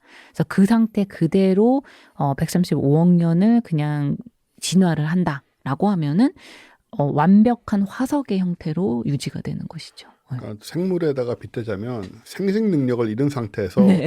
늙지도 않고 죽지도 않는 상태로 맞아요. 계속 살아가는 거잖아요. 그런 거죠. 그런 것이죠. 예. 예, 예. 그래서 좀 취약하다 보니까 이제 이러한 이 형태가 되는 것이고, 그래서 우리가 이거를 실제로 이 화석의 정도가 얼마나 완벽하냐에 따라서 완벽한 화석 은하, 그리고 불완전한 화석 은하 이런 식으로 불러요. 네. 실제 연구를 할 때도. 네. 예. 그래서 우리의 목표는 사실은 완벽한 화석 은하를 찾는 것이 목적이시죠. 예, 예. 그렇게 많을 것 같지는 않은데 보이는 게. 많지는 않아요. 네. 예. 그래서 이때까지 발견된 것도 한 뭐 두세 개 정도, 그러니까 완벽한 것으로는. 예. 근데 그 은하가 얼마나 작냐면 우리가 태양 질량, 그 태양이 하나잖아요. 그러면 태양 질량의 별이 한 100개 정도 있는 은하. 그것이 과연 은하라고 할 수 있느냐? 왜냐면 물론 은하이긴 하지만 네. 뭐 왜냐면 구상성단은 10만 개 정도의 별로 이루어져도 은하로 취급을 안 해주는데 예, 100개의 태양 질량을 가져도 예, 은하로 얘기를 해주거든요. 초미강 외소 은하로. 예. 그래서 완벽한 화석 은하가 있기는 있습니다. 그런 식으로. 예. 그래서 그러한 은하가 있으면은 이 우주 초기에 이 모습을 그대로 유지하고 있겠죠. 그래서 이제 이러한 것도 마찬가지로 우리 은하에서 외곽에 존재합니다. 이렇게 이제 보시면은 헤일로 부분에 여기 이제 많은 외소 은하들이 보여지고 있고요. 네. 그래서 그 중에서 아주 작은 은하의 경우에는 여기에는 분명히 종족 2의 별이 많이 있습니다. 예. 그리고 이 종족 2의 별은 첫 세대 별의 흔적을 가진 화석별이다라고 네. 하는 것이죠. 그래서 이러한 방법으로 우리가 별의 고고학, 그다음에 그 은하의 고고학을 이용을 하는 것이죠. 이거를 교수님도 하시는 거예요? 제가 합니다. 아, 네네네. 교수님은 여러 가지를 한꺼번에 하시나요? 네, 여러 그러신 것 가지를 같죠? 네, 여러 가지를 한꺼번에 그 중에 하나가 합니다. 이거군요. 그 중에 하나가 이겁니다. 예, 예. 그래서 저는 막 이런 것들을 실제로 시뮬레이션으로 만들어내는 거예요. 이렇게 이 화석 은하를 실제로 정말 화석 은하가 될까? 정말 우주의 제이온화 효과를 주면은 별 생성을 안 할까? 뭐 이런 것들을 실제로 시뮬레이션을 합니다. 하긴 해봐야겠네요, 그것도. 네네. 시뮬레이션이라는 기술이 요즘에 있으니까 네. 뭐 이론으로만 생각할 게 아니고 돌려보고 안 되면 안 되는 대로 또 그쵸. 왜 그런가 생각을 해봐야 그렇죠. 되고. 예, 예, 예. 그래서 이런 식으로 하는데 그러면 이제 도대체 그 화석의 형태라고 하는 것이 그 초기 별들의 그 화석에 어떤 걸 찾아야 될까라고 하는 건데 사실 네. 요거는 좀 복잡하긴 하지만 그러니까 아주 간단한 버전만 이야기를 해드리면 요거는 이제 일반적인 무거운 별 내부예요. 네. 내부를 보면은 이제 핵융합이 일어나면서 양파 껍질처럼 이렇게 중금속이 이렇게 만들어지게 됩니다. 그래서 바깥에는 수소랑 헬륨, 탄소 점점 안으로 들어갈수록 철까지 이렇게 만들어지고요. 이 철 이상은 무거운 원소들은 별의 내부에서는 못 만들어집니다. 예. 그런데 사실은 우리 주기율표를 보면은 엄청나게 많은 요건 조금 논외지만 엄청나게 많은 원소들이 이제 존재합니다. 예, 그래서 제가 이거를 왜 가져왔냐면 여기에 색깔별로 이러한 원소들이 어디로부터 어떠한 기작에 의해서 만들어졌을까를 다 색깔별로 표현을 한 주기율표예요. 아, 그렇네요. 네네. 그래서 뭐 무거운 별이 폭발할 때 이게 초록색으로 되어 있고요. 가벼운 별은 노란색으로 표현이 되어 있고요. 이런 식으로 쭉 표현이 되어 있습니다. 그래서 결국 이걸 딱 보면은 정말로 우주에 존재하는 모든 중금속들이 다 별로부터 왔구나라는 네. 거를 이제 명확하게 알 수가 있고요. 그리고 여기 또 재밌는 게 주황색이 많이 있어요. 특히나 이렇게 무거운 원소 같은 경우에 이렇게 주황색이 많은데 이것은 이 중성자 별이 충돌할 때 생긴다고 이제 생각이 되고 있습니다. 아, 네네. 네네.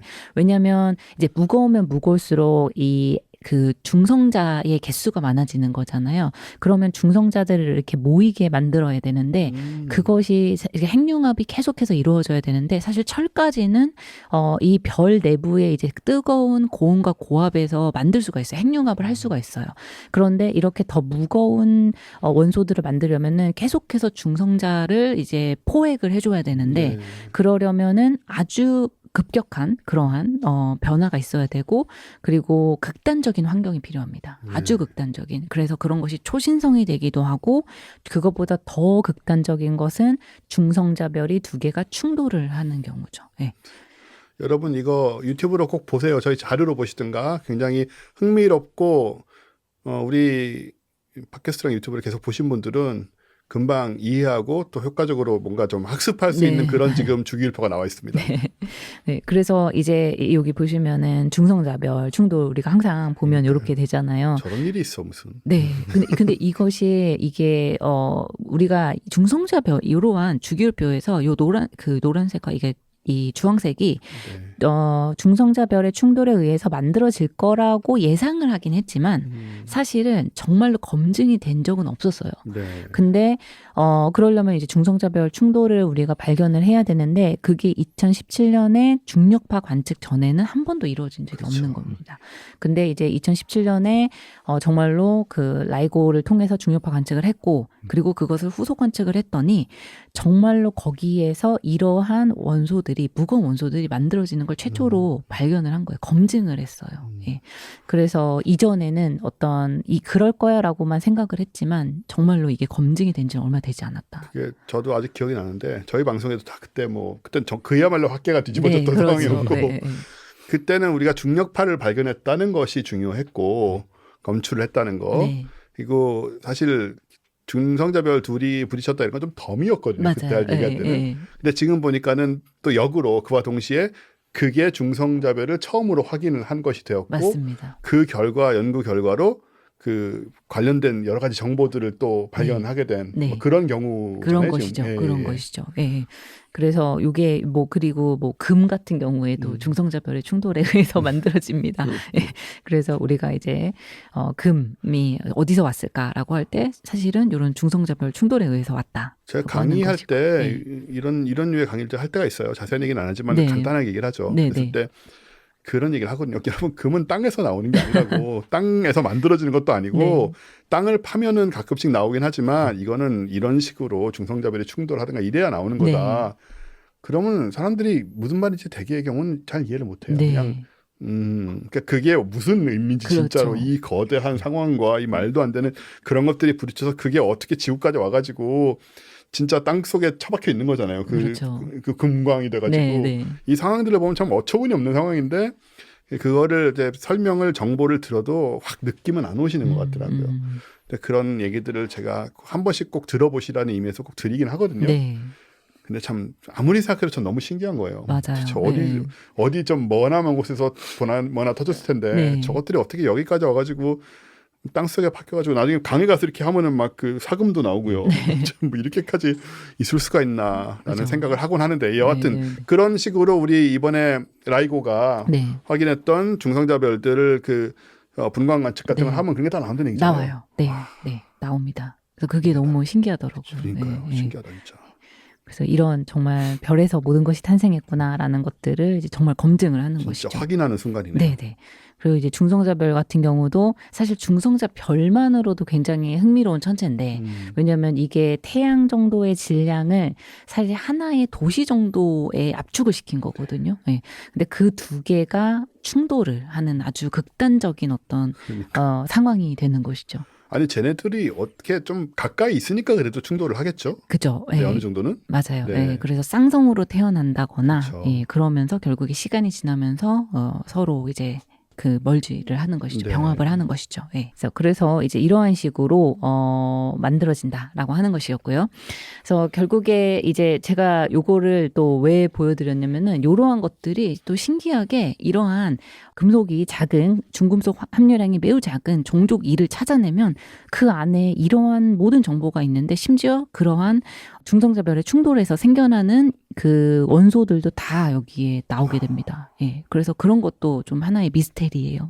왜냐면 이게 우리가 우주의 화석이라고 생각을 하면은 우주 네. 초기에 생긴 건데 그러게요. 아주 우주 초기에 생긴 건데 그런데 중성자별이 되려면은 그리고 그것이 심지어 충돌을 하려면 시간이 걸리잖아요. 그렇죠. 네. 절대적인 시간이 필요하죠. 절대적인 시간이 네. 필요하거든요. 그게 이제 한 뭐 10기가 10기가는 아니고요. 한 10억 년 정도가 이제 걸리는데 어떻게 이렇게 빠른 시기에 생긴 것처럼 보일까? 어떻게 이러한 중성자별의 충돌의 흔적이 이러한 화석 은하에 있을까? 심지어 그 화석 은하가 그 질량이 아까 말씀드린 것처럼 그 태양 질량이 한 100배 네. 그 정도밖에 되질 않아요. 네. 이것도 하나의 미스테리입니다. 화석 마치 그 화석 그 공룡뼈를 발굴했는데 옆에 안에 공룡뼈 안에 플라스틱이 박혀 있는 것 맞아요. 같은. 맞아요. 이게 왜 저게 왜 저기 있어? 뭐 이런. 그렇죠. 예. 그래서 그 중성자별의 충돌이 되게 빨리 일어날 수도 있나? 뭐 이런 생각을 하기도 하는 것이죠. 예. 재밌네요. 네, 네. 그래서 그러한 것들을 이제 다 할 수가 있습니다. 그래서 종족 2의 별을 이제 찾아내서 뭐 헤일로에 있는 개개인의 별을 찾아내기도 하고요. 아니면은 화석 은하 안에 있는 여기 오른쪽에 제가 보여드리는 게 네. 이게 사실은 외소 은하입니다. 그리고 빨간색이 다 그 안에 있는 화석 별들이거든요. 네. 물론 은하처럼 보이진 않지만 외소 은하가 그렇듯이 요런 것들에서 이제 우리가 다 흔적을 찾아내는 것이죠. 예. 그래서 스펙트럼을 다 얻어서 거기에 모든 중금속의 함유량을 찾아냅니다. 그렇군요. 네. 그리고 이것도 함유량을 절대적인 양이 아니라 좀 비를 찾아내요. 그러니까 네, 네. 뭐 탄소와 철의 비율이 어느 정도 되는가 뭐 이러한 것들을 이제 다 연구를 하는데 굉장히 신기한 경향성이 좀 발견이 되고 있습니다. 여기서 중금속의 양이 작으면 작을수록, 근데 이게 얼마나 작은 거냐면, 제가 이 그래프가 좀 어렵지만, X축이 의미하는 게 왼쪽으로 갈수록, 우리 태양 값보다 한 10만 배? 뭐 이런 식으로 100만 배, 1000만 배 줄어드는 거예요. 중금속의 양이. 네. 그러니까 엄청나게 작은 중금속의 양입니다. 그런데 그러면 그럴수록 탄소가 많아요. 탄소가 우리 태양보다 한 100배, 1000배, 10,000배 많습니다. 반비례하듯이 그런 네, 식으로. 네, 네. 그래서 이러한 웬일이야? 탄소가 왜 많을까 하는 것이에요. 왜 그 중금속의 양이 작은 은하일수록, 즉 종족 이별에 가까워질수록 왜 탄소가 저렇게 많을까라고 하는 의문이 있는 것이죠. 그리고 이런 경향성은 굉장히 많이 발견이 됩니다. 모든 화석에서 다 발견이 돼요. 저게는 무슨 이론이 있지 않을까요? 맞습니다. 이론이 있습니다. 그래서 이론이 있는데 사실 그 이론이지 사실은 그게 맞는지 아닌지는 모르겠어요. 네. 그런데 이게 간단하게만 설명을 드리면 어떤 거냐면 이제 첫세대별이라고 왼쪽에 있는 거를 이제 첫세대별이라고 한번 생각을 해보시면 네. 수소와 헬륨은 가볍기 때문에 기체 형태로 다 날아갑니다. 거의 그 별이 죽을 때쯤이 되면은 다 이제 우주 공간으로 날아가고요. 그 다음에 껍질이 탄소입니다. 그런데 이 첫 세대 별은 희한하게 탄소를 많이 만들 수 있어요. 우리가 이 핵융합을 다 연구를 해보면은 이렇게 무거운 별 안에서 일어나는 핵융합을 연구를 하면은 탄소가 굉장히 많아요. 네. 그러면 탄소의 어떤 양파 껍질의 두께가 매우 두꺼울 거고요. 그리고 이것이 이제 초신성으로 폭발을 하는데 만약에 이 초신성이 격렬하게 폭발한다. 그러면 여기 있는 모든 입자들, 모든 중금속이 다 우주 공간으로 날아갈 겁니다. 네네. 그런데 만약에 약하게 폭발을 한다라고 하면 바깥에 있는 가벼운 것들은 잘 날아가요. 그런데 이렇게 철은 무겁잖아요. 상대적으로. 그래서 얘는 날아가다가 다시 돌아옵니다. 예. 그래서 그렇게 되면은 이 우주 공간에 이런 성간 물질이 탄소는 아주 많은데 철은 없는 거예요. 그런 형태가 되지 않을까. 그럴 수 있겠네요. 예, 예, 예. 그러면은 여기에서 이렇게 오염된 성간물질에서 태어난 2세대별, 즉 종족 이별은 탄소가 철에 비해서 뭐 엄청나게 많은 그러한 네. 형태가 되겠죠. 예. 그래서 요런 게 이게 첫 세대별의 어떤 흔적이 아닐까. 화석의 어떤 시그너처가 아닐까라고 생각을 하고 있어요. 그래서 이러한 관점으로 연구를 하는 겁니다. 예. 논리적으로는 다 뭐 맞게 네. 느껴지지만 네. 사실은 첫 세대별을 발견한 과정이 중요한데 그렇죠. 그러니까 뭐든지 이제 우리가 화석보다는 살아 있을 때 보는 게 가장 좋겠죠. 이제 죽어 있는 형태로 보는 것보다는. 네. 네, 그래서 근데 그것이 불가능하기 때문에 그렇죠. 물론 뭐 아직은 모릅니다. 제임스 웹이 발견을 할 수 있어요. 네. 또 뭐 혹은 뭐 더 네. 그 성능이 좋은 다음에 망원경이 네, 올라간다든가. 그렇죠. 네. 그런데 제임스 웹 우주망원경 올라가기 전에도 계속 이렇게 연구를 해왔었고요. 네. 고고학적으로. 네. 네, 그리고 지금도 여전히 이렇게 연구를 하고 있는 겁니다. 네. 그래서 이런 어떤 첫 세대별의 다양한 어떤 시그너처가 발견이 되면은 더 좋겠죠. 네. 이 외에도 좀 있기도 해요. 네, 다른 것들이. 네. 사실은 화석 저는 이제 그런 쪽에 옛날에 좀 관심이 많았었어요. 고고학이나 고인류학이나 이런 거에 네. 그런 것도 보면은 그 오해와 뭐 오류의 아주 잔치거든요. 특히 네. 20세기 초반 중반까지는 공룡이란 것의 존재를 인류가 안 것도 백몇십 년밖에 안 되고 그러니까 첫 화석이 이제 발견된 거죠. 뭐 물론 비슷한 걸 봤겠지만 전혀 생각을 못 하고 있다가 네. 공룡 화석이라는 것을 처음으로 인식하게 된 것도 불과 백몇십 년 전이거든요. 네. 그러니까 그 이전에는 아예 몰랐고 그런 게 있는지도 몰랐고 그러다가 이제 뼈가 나오니까 맞추기 시작을 했는데 네. 뭐 엉뚱하게 맞춰가지고 이상한 모습이 되기도 하고 지금까지도 사실은 정말 지금 맞춰놓은 저 티라노사우루스의 모양이 맞는 것인가? 왜냐하면 저 뼈가 다 발견된 게 아니거든요. 그죠. 대개의 경우는 뭐 한 정말 많이 나오면은 절반 이상 나오는 거고 나머지는 이제 뭐 옆에 거 보고 맞춰 붙이고 이렇게 하고 뭐 이렇게 생기지 않았겠느냐 이렇게 생겼어야 제대로 뛰지 않았겠느냐 뭐 이런 게 많이 들어가 있어가지고 그래서 지금은 많이 나아졌죠. 옛날에는 불과 한 30-40년 전만 해도 이상한 모습이 진짜 많았거든요. 네. 근데 그것도 그래요. 어떤 식이냐면은 그 트리케라톱스라고 이제 초식 공룡이 있거든요. 네. 뿔 이렇게 세 개나 네, 있는 큰 애. 걔보다 티라노사우루스가 훨씬 크지만 이제 둘이 이제 맞짱을 싸우면. 뜨고 싸웠다라는 그런 증거들은 이제 뼈에 남은 이빨적 같은 거 네. 보거든요. 그래서 트리케라톱스가 놀랍게도 티라노사우루스를 들이받고 싸웠구나. 도망만 가지 않고 이제 이런 흔적들이 네네. 보여요. 서로 간에. 네. 그러니까 이런 걸 보면은 그런 우리가 어떤 그 인터랙션까지도 볼 수 있는. 뭐 네. 우리가 본 건 아니지만 이건 티라노 이빨 자국이고 저거는 트리케라톱스 이빨 자국이 게다가 초식 공룡이랑 육식 공룡이기 때문에 티가 확 나거든요. 네. 이빨이 완전히 다르게 생겼으니까. 그런 거 보면 쟤네들이 이제 그림이 그려지잖아요. 네, 뭘 네. 했구나 하는 게. 그리고 이거는 매우 높은 가능성으로 오를 것이다. 네. 뭐 이런 식으로 가는 거 아니겠습니까? 그렇죠. 네. 그래서 이걸 보면서도 뭐 이렇지 않을까 네. 생각을 하게 되지만 네. 아무래도 더 이제 구체적인 증거들이 나오면서 더 확실해지겠죠. 네. 그리고 이제 별을 또 많이, 그러니까 샘플을 많이 가지면, 그러니까 화석을 많이 가지면 되거든요. 그렇겠네요. 네, 그래서 이러한 종족 이별을 아주 많이 발견을 한다던가, 아니면은 이 외소 은하를 많이 발견한다던가 이런 건데, 우리 한국에서도 투자하고 있는 그 GMT 망원경 있잖아요. 그렇죠. 그거 예, 예. 빨리 가동 안 합니까? 네. 그거 언제 하는 거예요? 네, 아직은 기약이 없지만, 예, 그 GMT 망원경도 분해능이 너무 좋기 때문에 감사합니다. 이런 것들을 아주 잘 할 수 있어요. 네. 예, 예. 그래서 그러면은 종족 이별을, 화석별을 많이 찾아낼 수 있겠죠. 예. 우리나라가 또 1년에 한 달 쓸 수 있으니까. 네, 그렇죠. 예. 관측도 하시는 거 그럴 때 안 가시나요? GMT? 어, 뭐 인터넷 연결이라도 해서 뭐. 네. 근데 제가 이제 GMT 이제 할 때 저는 이런 관점에서 그 관측자들하고 많이 얘기를 합니다. 예, 예. 그래서 그분들이 관측을 하면은 저는 그런 것들을 어떻게 해석을 해야 될까? 라는 걸 이론적으로 이제 얘기를 하게 되죠. 네, 흥미롭습니다. 네. 이런 얘기들도 여러분 우리 방송은 이렇게 고퀄이에요. 보면 이렇게 저희 거 별을 하는 사람들뿐만 아니고 전반적으로 네.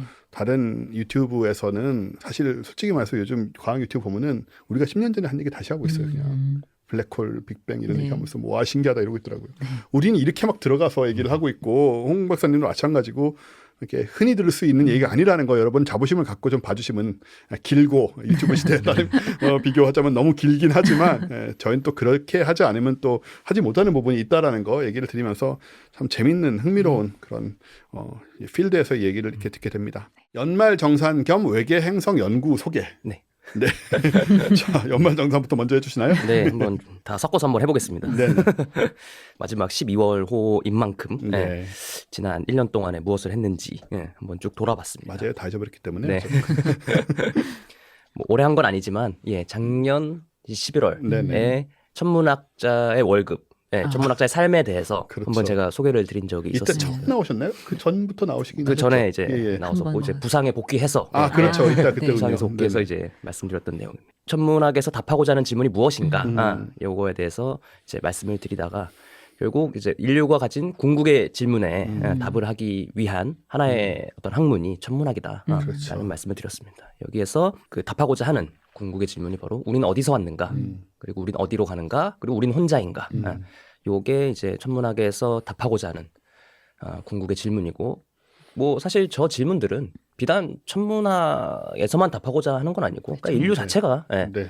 가지고 있는 어떤 진짜 말 그대로 궁극의 질문이고 천문학은 이러한 질문에 대한 답을 이제 과학적인 방법으로 접근을 해서 답을 하는 학문이라고 할 수 있겠습니다. 이 질문들은 비단 이제 저 혼자 이제 말씀드리는 게 아니고 저만의 생각을 말씀드리는 게 아니고 미 항공우주국 나사에서 이제 공식적으로 천문학이 갖고 있는 빅 퀘스천에 대해서 다음과 같이 이제 홈페이지에서 보여주고 있습니다. 정확히 똑같은 내용을 보여주고 있습니다. 말씀드렸듯이 저 질문들은 천문학에서만 답하고자 하는 질문이 아니라 인류 자체가 누구나 그 마음속 한 구석에 가지고 있는 질문이었습니다. 지금 보시는 그림은 굉장히 유명한 폴 고갱의 그림입니다. 이 그림의 제목은 우린 어디서 왔고 우린 무엇이며 우린 어디로 가는가가 이 그림의 타이틀입니다. 네. 그래서 뭐 이걸 어떻게 해석하느냐는 뭐 이제 그 관람하는 사람의 영역인 것 같고 보면은 이제 오른쪽에서 왼쪽으로가 이제 오른쪽이 인류의 탄생, 인간의 탄생, 여기 아기가 있고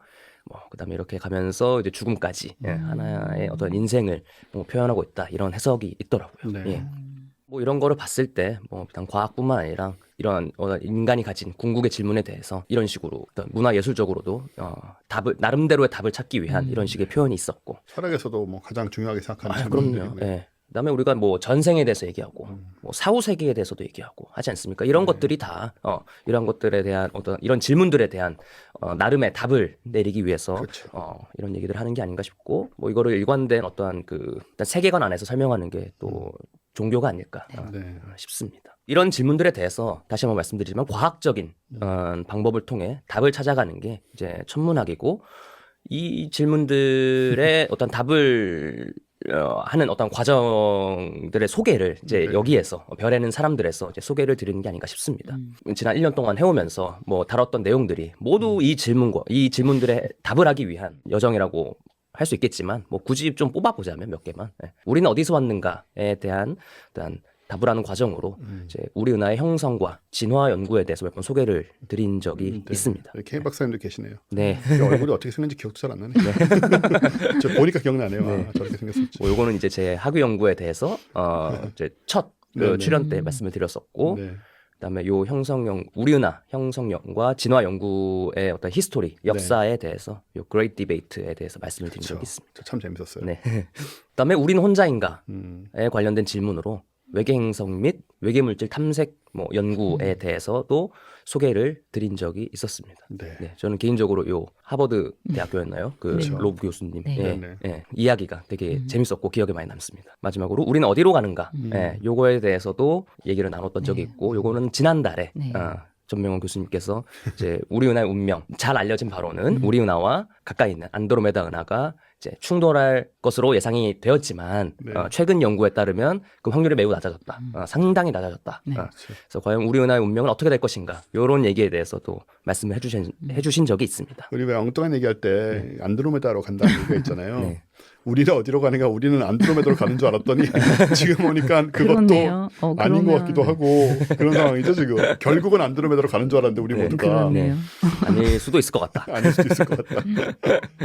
예, 요런 얘기를 이제 해주셨고요. 이제 그렇다면 우리 은하 말고 우리가 속해 있는 태양과 네. 그다음에 우리 지구의 운명은 어떻게 될 것인가? 가장 또 궁금한 질문 중 하나 아니겠습니까? 예, 지구의 운명. 예. 요 내용에 대해서 오늘 한번 다뤄보려고 합니다. 관련된 논문이 있어서 소개를 네. 한번 드리고. 우리가 얼핏 들은 얘기는 이제 태양이 커져가지고 우리 다 지구도 다 사라진다 뭐 이런 게 운명이라고 우리 듣고 그렇죠. 있는데 네, 그 저것 내용부터 한번 또, 소개를 예, 드려보려고 합니다. 뭔가 네. 다른 얘기가 있을 수도 있다는 생각이 네. 드네요. 그래서 한번 소개를 드려보고자 합니다. 요 관련 이제 논문에 있어 소개를 드릴 건데 그 전에 먼저 말씀을 드리고 싶은 내용은 이제 태양의 어떤 진화 과정 또는 네. 태양과 비슷한 어떤 질량을 가지는 별의 진화 과정에 대해서 먼저 말씀을 드리고자 합니다.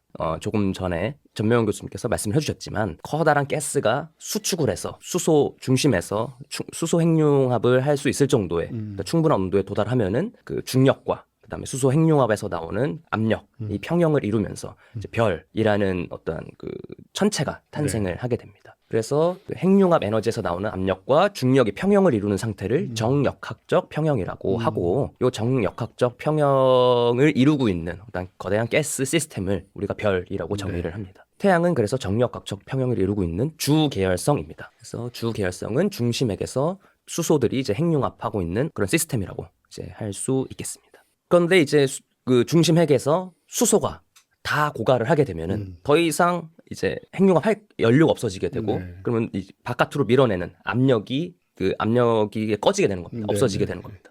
그럼 중력에서 다시 수축을 하겠죠. 네. 네. 그래서 중심핵이 중력에서 다시 수축을 하면서 반대로 바깥쪽 별의 표면은 팽창하게 됩니다. 네. 네. 이 팽창하는 정도가 이제 어마어마하고요. 그것을 이러한 플레인 어떤 평면상에서 그려보면 다음과 같습니다. 가로축이 별의 온도에 해당하는 거고요. 세로축이 별의 크기입니다. 위로 올라갈수록 별의 사이즈가 큰 거고, 네. 별의 온도의 경우에는 오른쪽으로 갈수록 별의 온도가 낮습니다. 네, 낮고 왼쪽으로 갈수록 온도가 이제 높은 네. 이런 평면으로 나타내면은 주계열성은 비교적 온도가 높습니다. 표면 온도가 높고 별의 크기는 작습니다. 그런데 중심핵에서 이제 수소 연료가 다 꺼져서 중심핵이 수축을 하게 되면은 별이 점점 팽창을 하면서 별의 표면 온도는 낮아지고 크기는 굉장히 커지게 됩니다. 그래서 별의 진화가 다음과 같은 대략적인 트랙을 따라서 쭉 진화를 하게 됩니다. 그리고 특히나 요 별의 진화 과정에서 한 가지 또 재밌는 현상이 중심핵이 수소 핵융합이 이제 꺼졌다고 말씀드리지 않았습니까? 그러면 중심핵은 이제 순수한 헬륨 덩어리입니다. 네. 헬륨 덩어리가 수축을 시작을 하게 되는데 점점 수축을 하다 보면은 밀도가 계속해서 높아져가지고 어느 순간이 되면은 상태가 바뀌게 됩니다. 네. 네. 지구에서는 일반적으로 관측할 수 없는 상태고 이제 축퇴 상태라고 표현을 합니다. 네. 이것은 이제 밀도가 굉장히 높은 물질의 밀도가 굉장히 높아지게 되면은 어떤 특수한 상태가 이제 되게 되는데 그거를 축퇴 상태라고 하고 별의 핵이 어떤 그 특수한 상태인 축퇴 상태에 진입을 하게 되면서 계속 수축을 하게 됩니다. 그래서 이 축퇴 상태라는 걸 한번 이제 기억을 해주시면 될 것 같고, 그래서 점점 커지게 됩니다. 이 트랙을 따라서. 네. 그러면서 이제 여기서 이제 지구의 운명에 관한 얘기가 나오게 되는데 그 별이 지금은 태양이 주계열성에 있을 때는 굉장히 작지만 점점 커지는데 굉장히 많이 커집니다. 그래서 수성의 궤도, 그다음에 금성의 궤도, 심지어 지구 궤도까지 그 별이 이제 침범을 하게 될 것이다라고 예측이 됩니다. 밀도는 많이 낮아지겠지만 네, 밀도는 많이 낮아지겠지만 여전히 온도는 꽤 높을 것이고. 그렇죠. 네. 표면 온도는 꽤 높을 것이고 그러한 과정에서 당연히 이제 행성의 궤도 그리고 행성 자체를 침범하겠죠. 집어삼키겠죠, 행성을. 저게 우리가 아는 이제 지구의 진정한 종말이라고 네, 얘기를 하는 거잖아요. 맞습니다. 네. 예. 요것을 행성 집어삼킴, 영어로는 인걸프먼트라고 합니다. 실제로 쓰는 용어입니다. 연구에서. 네. 이 행성이 주계열성을 떠나서 이 적색 거성 단계로 진입을 하게 되면은 그 주변을 도는 행성들은 모항성 적색 거성의 팽창에 의해서 집어삼켜짐을 당할 것이다. 네. 그리고 지구도 태양에 집어삼켜짐으로써 그 종말을 맞이할 것이다.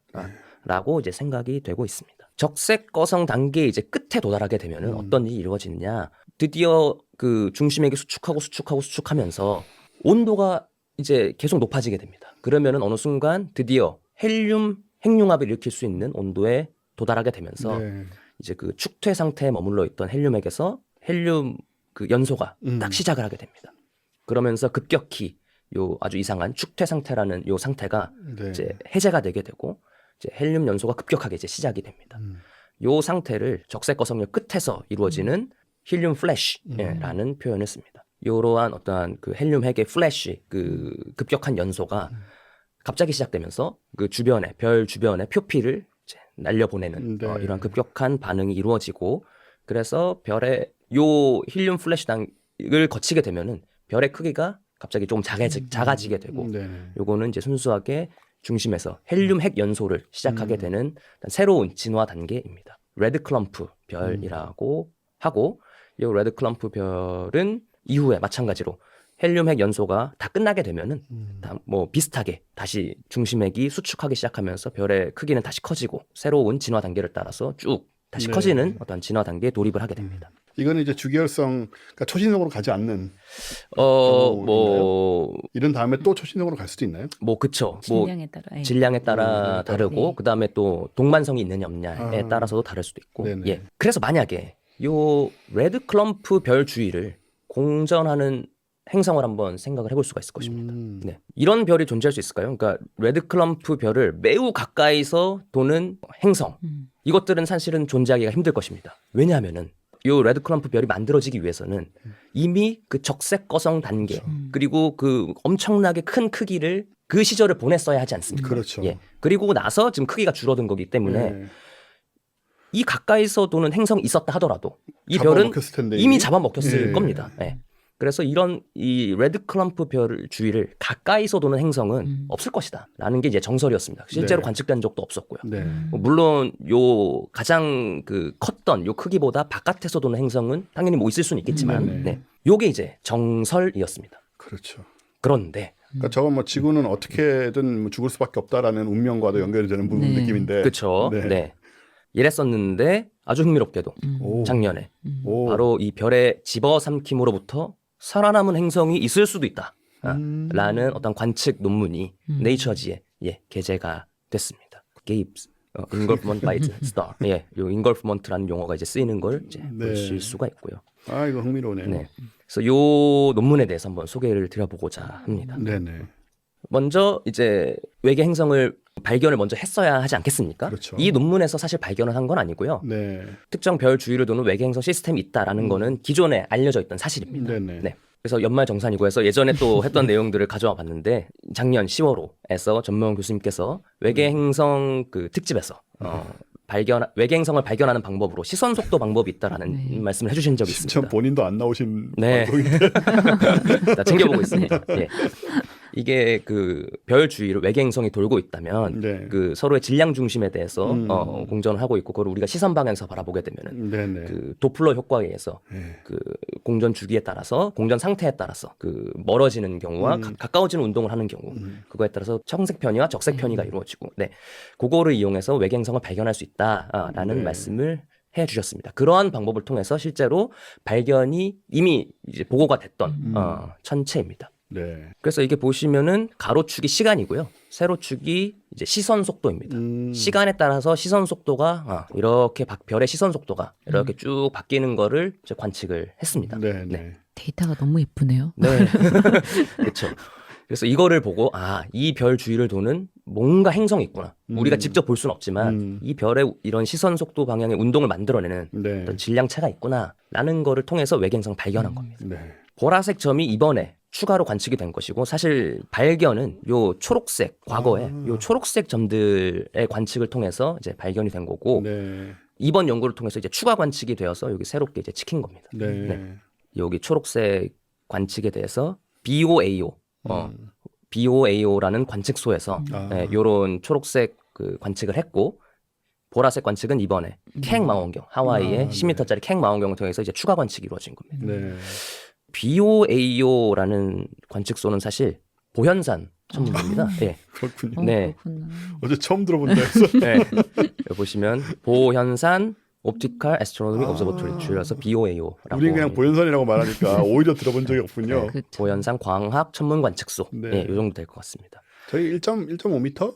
1.8m? 1.8m. 예, 네. 이 정도로 알고 있고요. 그래서 요 외계행성 시스템은 보현산 관측소에서 관측을 통해서 처음으로 발견된 외계행성 시스템이고 그렇군요. 그래서 그럼 당연히 한국에서 관측을 그럼요. 예, 우리나라 연구진들이 이제 네. 관측을 해서 발견된 천체이고요. 요 모항성 그 음. 별 이름은 백두라고 지었고요. 네, 네이밍이 되었고 그 별 주위를 도는 행성 이름을 한라라고 지었습니다. 요 시스템은 작은 곰자리에 이제 그렇군요. 있습니다. 네. 우르사 마이너라고 되어 있고요. 네네. 네. 그래서 요 작은 곰자리에 있는 요 백두라는 이름의 별과 그다음에 한라라는 이름의 그 시스템이 보현산 관측소에서 처음으로 발견이 되었다. 그 발견은 뭐 보현산 관측소에서 발견이 되었지만 지금 요 논문은 기존에 이렇게 보고된 요 시스템에 대해서 추가 관측을 했고 네네. 이제 그거로 추가 관측으로부터 어떤 새로운 사실을 이제 보고하는 이제 논문이 되겠습니다. 그럼 논문은 한국 사람이 쓴 건 아닌가요? 예, 이 논문은 한국 사람에 쓴 건 아니고요. 네네. 네.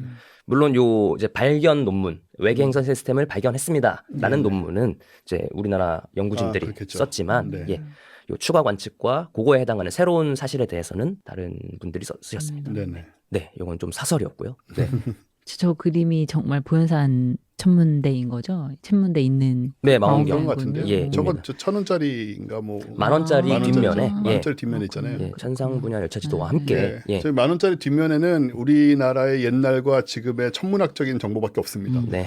신기하게도. 네. 그래서 요 망원경의 그림을 10,000원짜리 지폐 네. 뒷면에서 이제 확인하실 수가 있습니다. 그리고 여기에 달려 있는 분광기의 이름이 아까 여기 보시면은 BOES라는 분광기의 이름이고, 그렇군요. 요게 굉장히 이제 자세한 고해상도 분광 관측을 할 수 있는 기기입니다. 그거로부터 얻은 스펙트럼이 이렇게 생겼고, 네. 요 스펙트럼 섬들의 이동이 어떻게 되는지에 따라서 외계행성 시스템을 발견을 할 수가 있다라는 말씀을 드립니다. 그래서 이런 관측을 통해서 외계 행성이 모항성 주위를 어떠한 궤도로 돌고 있는지까지 저희가 계산을 다 할 수가 있습니다. 네. 그래서 논문에서 요 외계 행성의 궤도 요소를 제공을 합니다. 네. 요 궤도 요소에 대해서는 제가 지난달에 그렇죠. 네. 네. 궤도 운동을 하는 어떤 시스템의 궤도 요소를 케플러 궤도 6요소로 표현할 수 있다라는 얘기를 소개해드린 적이 있었는데 네네. 보시면은 케플러리안 오빗이라는 표현이 있고요. 요거에 대해서 뭐 궤도 주기, 뭐 그다음에 이센트리시티 20률, 그다음에 뭐 요 근지점이 승교점으로 떨어진 각도, 네. 뭐 그다음에 여기 궤도 장반경, 뭐 이런 것들을 실제로 이제 제공을 해주는 모습을 확인을 하실 수가 있습니다. 이건 얼마 안 됐으니까 다 기억하실 거예요. 네. 아직 잊어버리기에는 조금 이릅니다. 네. 그래서 뭐 제가 이게 뭐 교과서에 나오는 내용만 말씀드리는 게 아니라 실제 연구에서 이제 쓰이는 내용들을 네. 소개시켜드리고 있다. 네.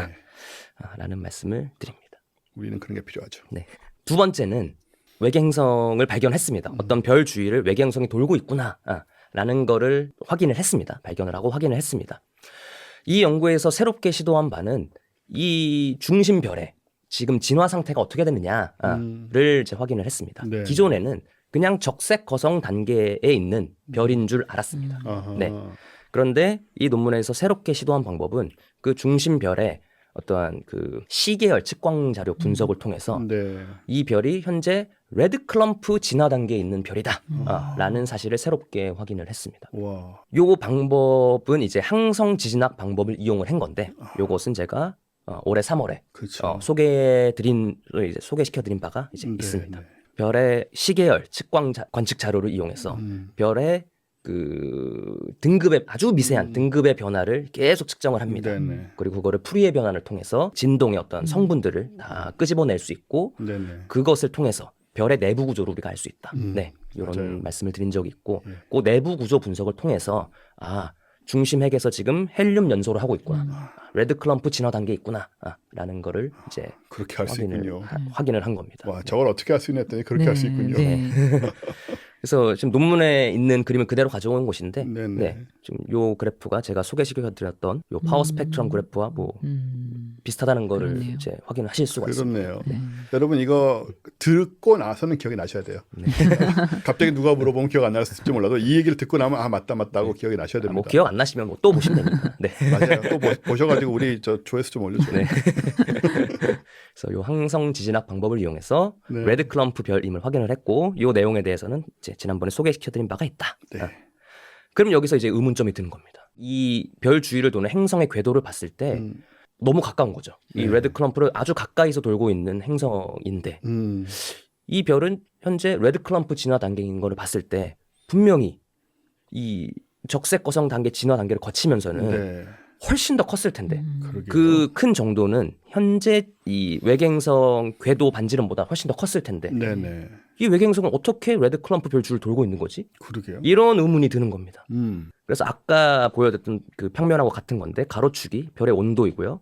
세로축이 별의 반지름입니다. 레드 클럼프 별의 어떤 질량과 뭐 온도 같은 거를 봤을 때, 그다음에 금속 함량 같은 거를 봤을 때 이 별은 분명히 가장 컸을 때 크기는 이 정도가 돼야 됩니다.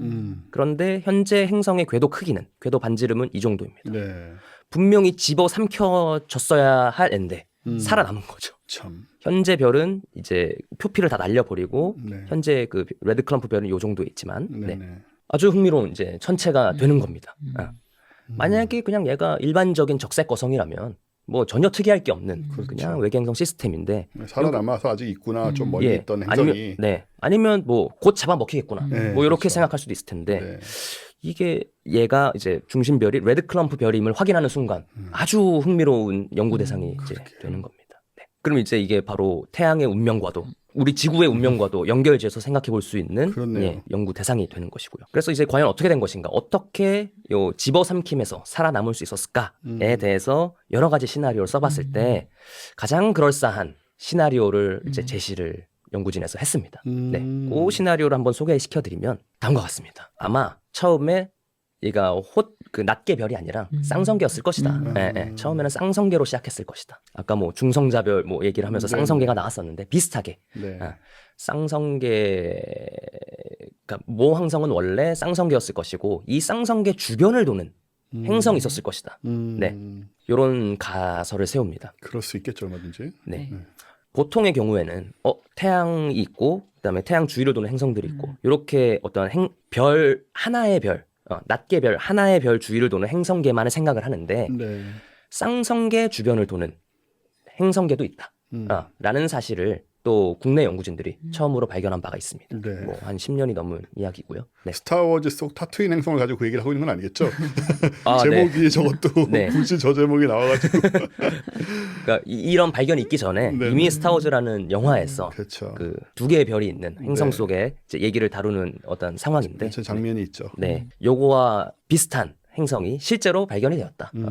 쌍성계 주위를 도는 어떤 지구형 행성이 발견이 되었다라는 걸 한국 연구진들이 한국 연구진들이 발견한 바 있습니다. 네, 저도 분명히 소개했을 텐데요. 네, 너무 오래돼가지고. 네. 그래서 쌍성계 주변을 도는 이제 행성이 있었을 것이다. 그 후에 첫 번째 별이 질량이 조금 더 컸던 첫 번째 별이 적색 거성 단계로 진화를 합니다. 그러면서 쭉 표피가 이제 부풉니다. 그래서 적색 거성과 주계열성으로 이루어진 어떤 행성계로 진화를 하고요. 이러면서 이 쌍성계가 매우 가까이 있기 때문에 점점 별이 커지면 커질수록 표피에 있던 수소가 한쪽 주계열성으로 넘어갑니다. 네. 같은 어떤 그 중력장을 공유하고 있기 때문에 네. 커지면 커질수록 이쪽 중력장을 침범을 해서 쭉 그 연료가 넘어갑니다. 수소가 넘어갑니다. 그러면 이제 중심 핵에 있던 이 축퇴된 헬륨 핵은 그대로 헬륨 백색외성으로 남게 되고, 그다음에 주계열성은 조금 더 질량이 커진 그리고 연료를 공급받은 수소 연료를 공급받은 주계열성으로 다시 이제 변화를 하게 되고, 이후에 다시 주계열성이 이제 적색거성 단계로 진화를 합니다. 그 이후에는 두 별이 점점 이제 그 가군 동력을 잃게 되면서 아까 중성자별이 충돌을 하듯이 두 별이 이제 합병을 하게 됩니다. 네. 이렇게 되면은 원래 이 두 번째 별, 이 적색거성 단계로 이제 진입을 했는데 얘는 만약에 첫 번째 별이 없었다면은 점점 그냥 더 커졌어야 할 텐데 네네. 언제까지 이 중심에 있는 헬륨 핵이 헬륨 연소로 시작할 수 있을 때까지 점점 커졌어야 하는데 첫 번째 별, 이 헬륨 백색외성이 충돌을 하는 덕분에 네. 더 커지기 전에 중심에서 헬륨 핵 융합이 시작될 수 있던 겁니다. 오, 야, 흥미롭네요, 이거. 네, 원래 헬륨 핵 융합이 시작되려면은 더 커지면서, 그러니까 바깥은 더 커지고 중심 핵은 더 수축하면서 온도를 올렸어야 하는데 외부에 있는 이 헬륨 백색외성이 충돌을 해줌으로써 더 커지기 전에 헬륨 핵 융합이 시작을 할 수가 있던 거죠. 그렇군요. 일찍 일찍. 칠 수 있었다. 커지기 전에. 네. 야, 저 그림을 보면 지금 앞에 첫 번째 적색 거성은 옆에다 주는 바람에 네. 많이 안 커질 수 네. 있었고 네. 두 번째 적색 거성은 방금 말씀하신 그런 이유 때문에 역시 아주 커지지 않을 수 있었다가 네, 되는 거군요. 맞습니다. 예. 그래서 원래 같으면 요 행성은 두 번째 별이 이제 커짐에 따라 그 잡아 먹혔어야지만 더 커지기 전에 헬륨 핵융합이 시작이 되면서 야, 살아남을 수 있었다. 네, 요런 시나리오를 진짜 말 되네요, 지금. 예, 제시를 합니다. 네. 예, 그렇기 때문에 결국은 요 행성은 뭐 실제로는 잡아먹히지 않은 거죠. 네, 잡아먹히지 않은 상태로 지금의 어떤 궤도를 유지할 수 있었다. 라는 시나리오를 이제 제시를 했고, 요게 가장 그럴싸해 보인다. 그야말로 구사일생인데 저거야말로 네. 쉽게 일어날 수 네. 있는 상황이 아니라서 네. 여러 가지 조건이 맞아야 일어나는 일이니까 네. 그래도 저런 조건을 맞추는 시스템이 꽤 있을 것 같은데요. 참 그렇죠. 많으니까 네. 워낙 정확하게 많으니까. 쌍성도 많고 쌍성도 많고. 네. 예. 그래서 아마 제 생각에 이런 시계열 측광, 네. 그 항성 지진학 그 연구를 할 수 있는 시계열 측광 자료가 더 많아지게 되면은 이런 시스템이 뭐 많이 발견되지 않을까. 네. 네. 이거 같은 경우에는 이제 테스라는 이름의 망원경이 이제 네. 관측을 한 건데 지금 현재 활발하게 활동하고 있는 항성 지진학 네. 관측 망원경이고요. 네네. 2030년대에는 또 로만 텔레스코프라고 로만 우주 망원경이라고 또 비슷한 관측을 하는 더 좋은 성능의 망원경이 발사될 예정입니다. 네네. 네. 뭐 그런 망원경들이 발사가 되면은 훨씬 더 이와 비슷한 시스템들이 많이 발견되지 않을까. 네, 마지막 페이지입니다. 그래서 가장 그럴싸한 시나리오로 뭐 이와 같은 시나리오를 제시를 했지만 네. 뭐 또 다른 가능성으로 이 두 별이 부딪히는 과정에서 합병하는 과정에서 굉장히 어떠한 그 익스트림한 환경에 놓이지 않았겠습니까? 네. 그 과정에서 그 주변에 있는 물질들이 이런저런 영향을 받으면서 네. 행성이 그때 만들어졌을 수도 있다. 원래 있던 애가 아니라 그럴 수도 있겠죠. 그 어떤 격렬한 환경에서 네. 이후에 만들어진 네. 2세대 행성일 수 있다. 물질이 세컨 튀어나오면서. 제너레이션. 네. 네. 그 물질들이 어떤 튀어나오고 병합하는 과정에서 네. 그 가능성도 없다고 말할 수는 없겠네요. 그렇죠. 네. 이런 또 다른 가능성도 이제 제시를 했고 이거 이외에도 또 연구를 하다 보면은 뭐 또 다른 가능성도 있겠죠. 실제로 잡아먹혔지만 어떤 기작에 의해서 살아남은 뭐 그런 시스템일 수도 있고 아직은 뭐 밝혀지진 않았지만 사실 그런 생각들을 좀 하긴 했는데요. 그 잡아먹힌다고 하지만 정말 어떻게 완전히 뼈까지 다 먹히는 거냐. 네. 아니면은 그게 얼마나 이제 온도나 뭐 압력이나 높냐에 따라서 네. 뭐 일부는 좀 돌덩어리 같이 살아남을 수도 그렇죠. 있는 것인지 아니면 네. 아예 다 그럴 녹아버리는 것 것인지 같아요. 네. 좀 불분명했어요. 저는 들으면서 그렇죠. 항상. 왜냐면 적색 거성은 어쨌든 온도가 내부보다는 작기 때문에 네, 그렇죠. 그래서 네. 빨갛게 보이는 거거든요. 네. 그렇기 때문에 뭐 물론 몇천 켈빈까지는 가겠지만 네. 철 이상은 남을 수 있겠죠. 그럴 수 있을 것 철까지는 같습니다. 녹을 네. 수 있어도. 정말 사글이 다 지구를 다 녹여버려서 진짜 정말 소화시키듯이 그렇죠. 그렇게까지 안 될 수도 있지 않을까 하는 생각 네. 정도는 맞아요. 좀 해보게 되더라고요. 네, 맞습니다. 음.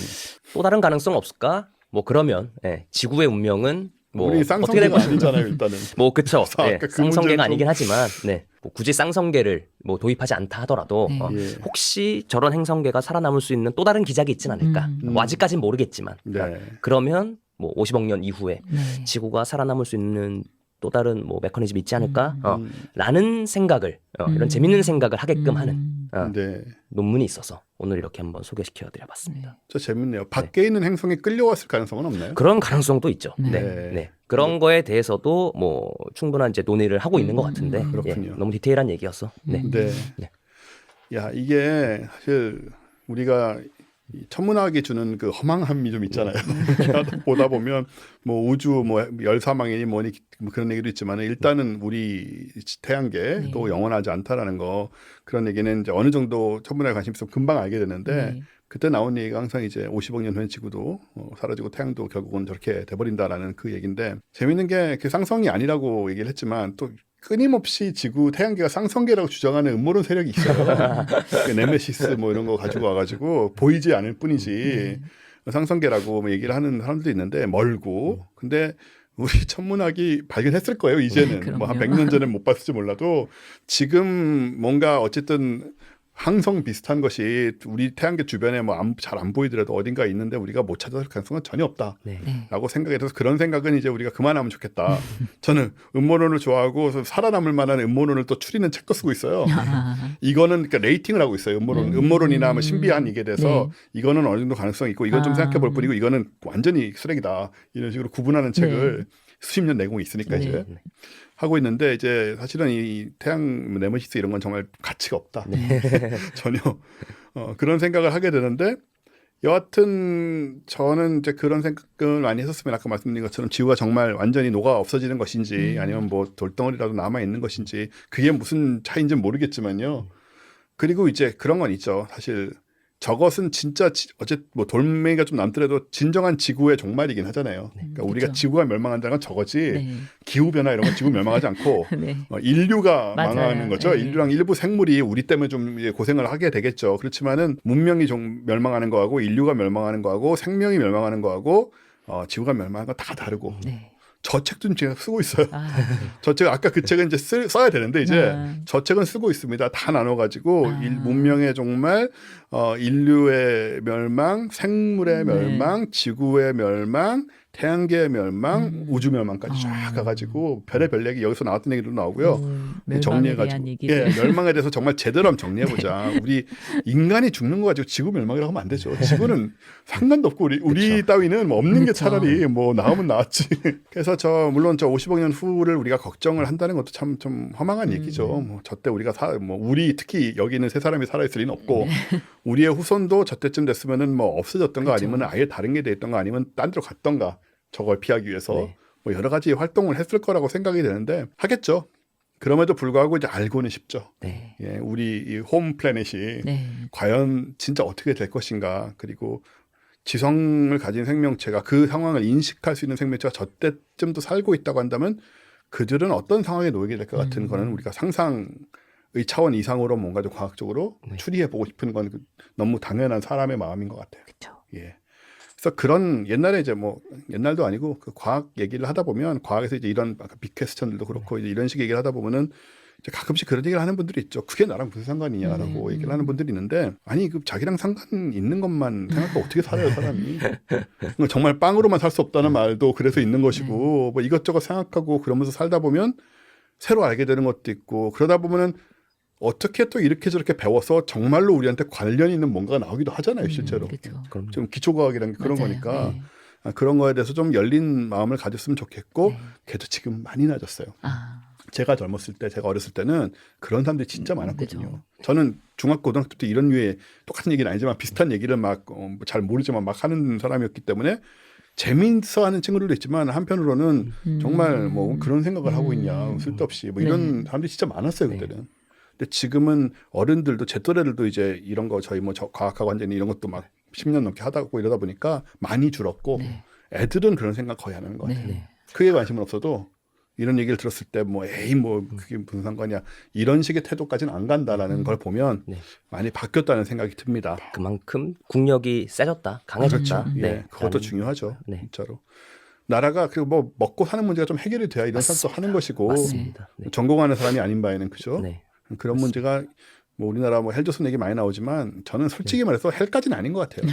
진짜 헬을 가보셔야 돼요, 여러분. 진짜 헬이라고 불릴 수 있는 세상에 그 사회들이 있습니다. 저는 여행을 많이 다녔기 때문에 한 번씩 가보면 또 제 주변에 뭐 아는 그 뭐 PD나 이런 분들 분쟁적 전문 PD가 제 친구였는데 못 만난 지 오래됐지만 걔는 정말 여자인데요.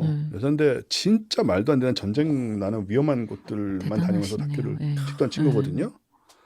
근데 이제 그런 친구들이 얘기해 주는 거 들어보면 저게 헬이지. 한국은 천국이다 저기에 비하면 그런 생각을 또 하게 돼요.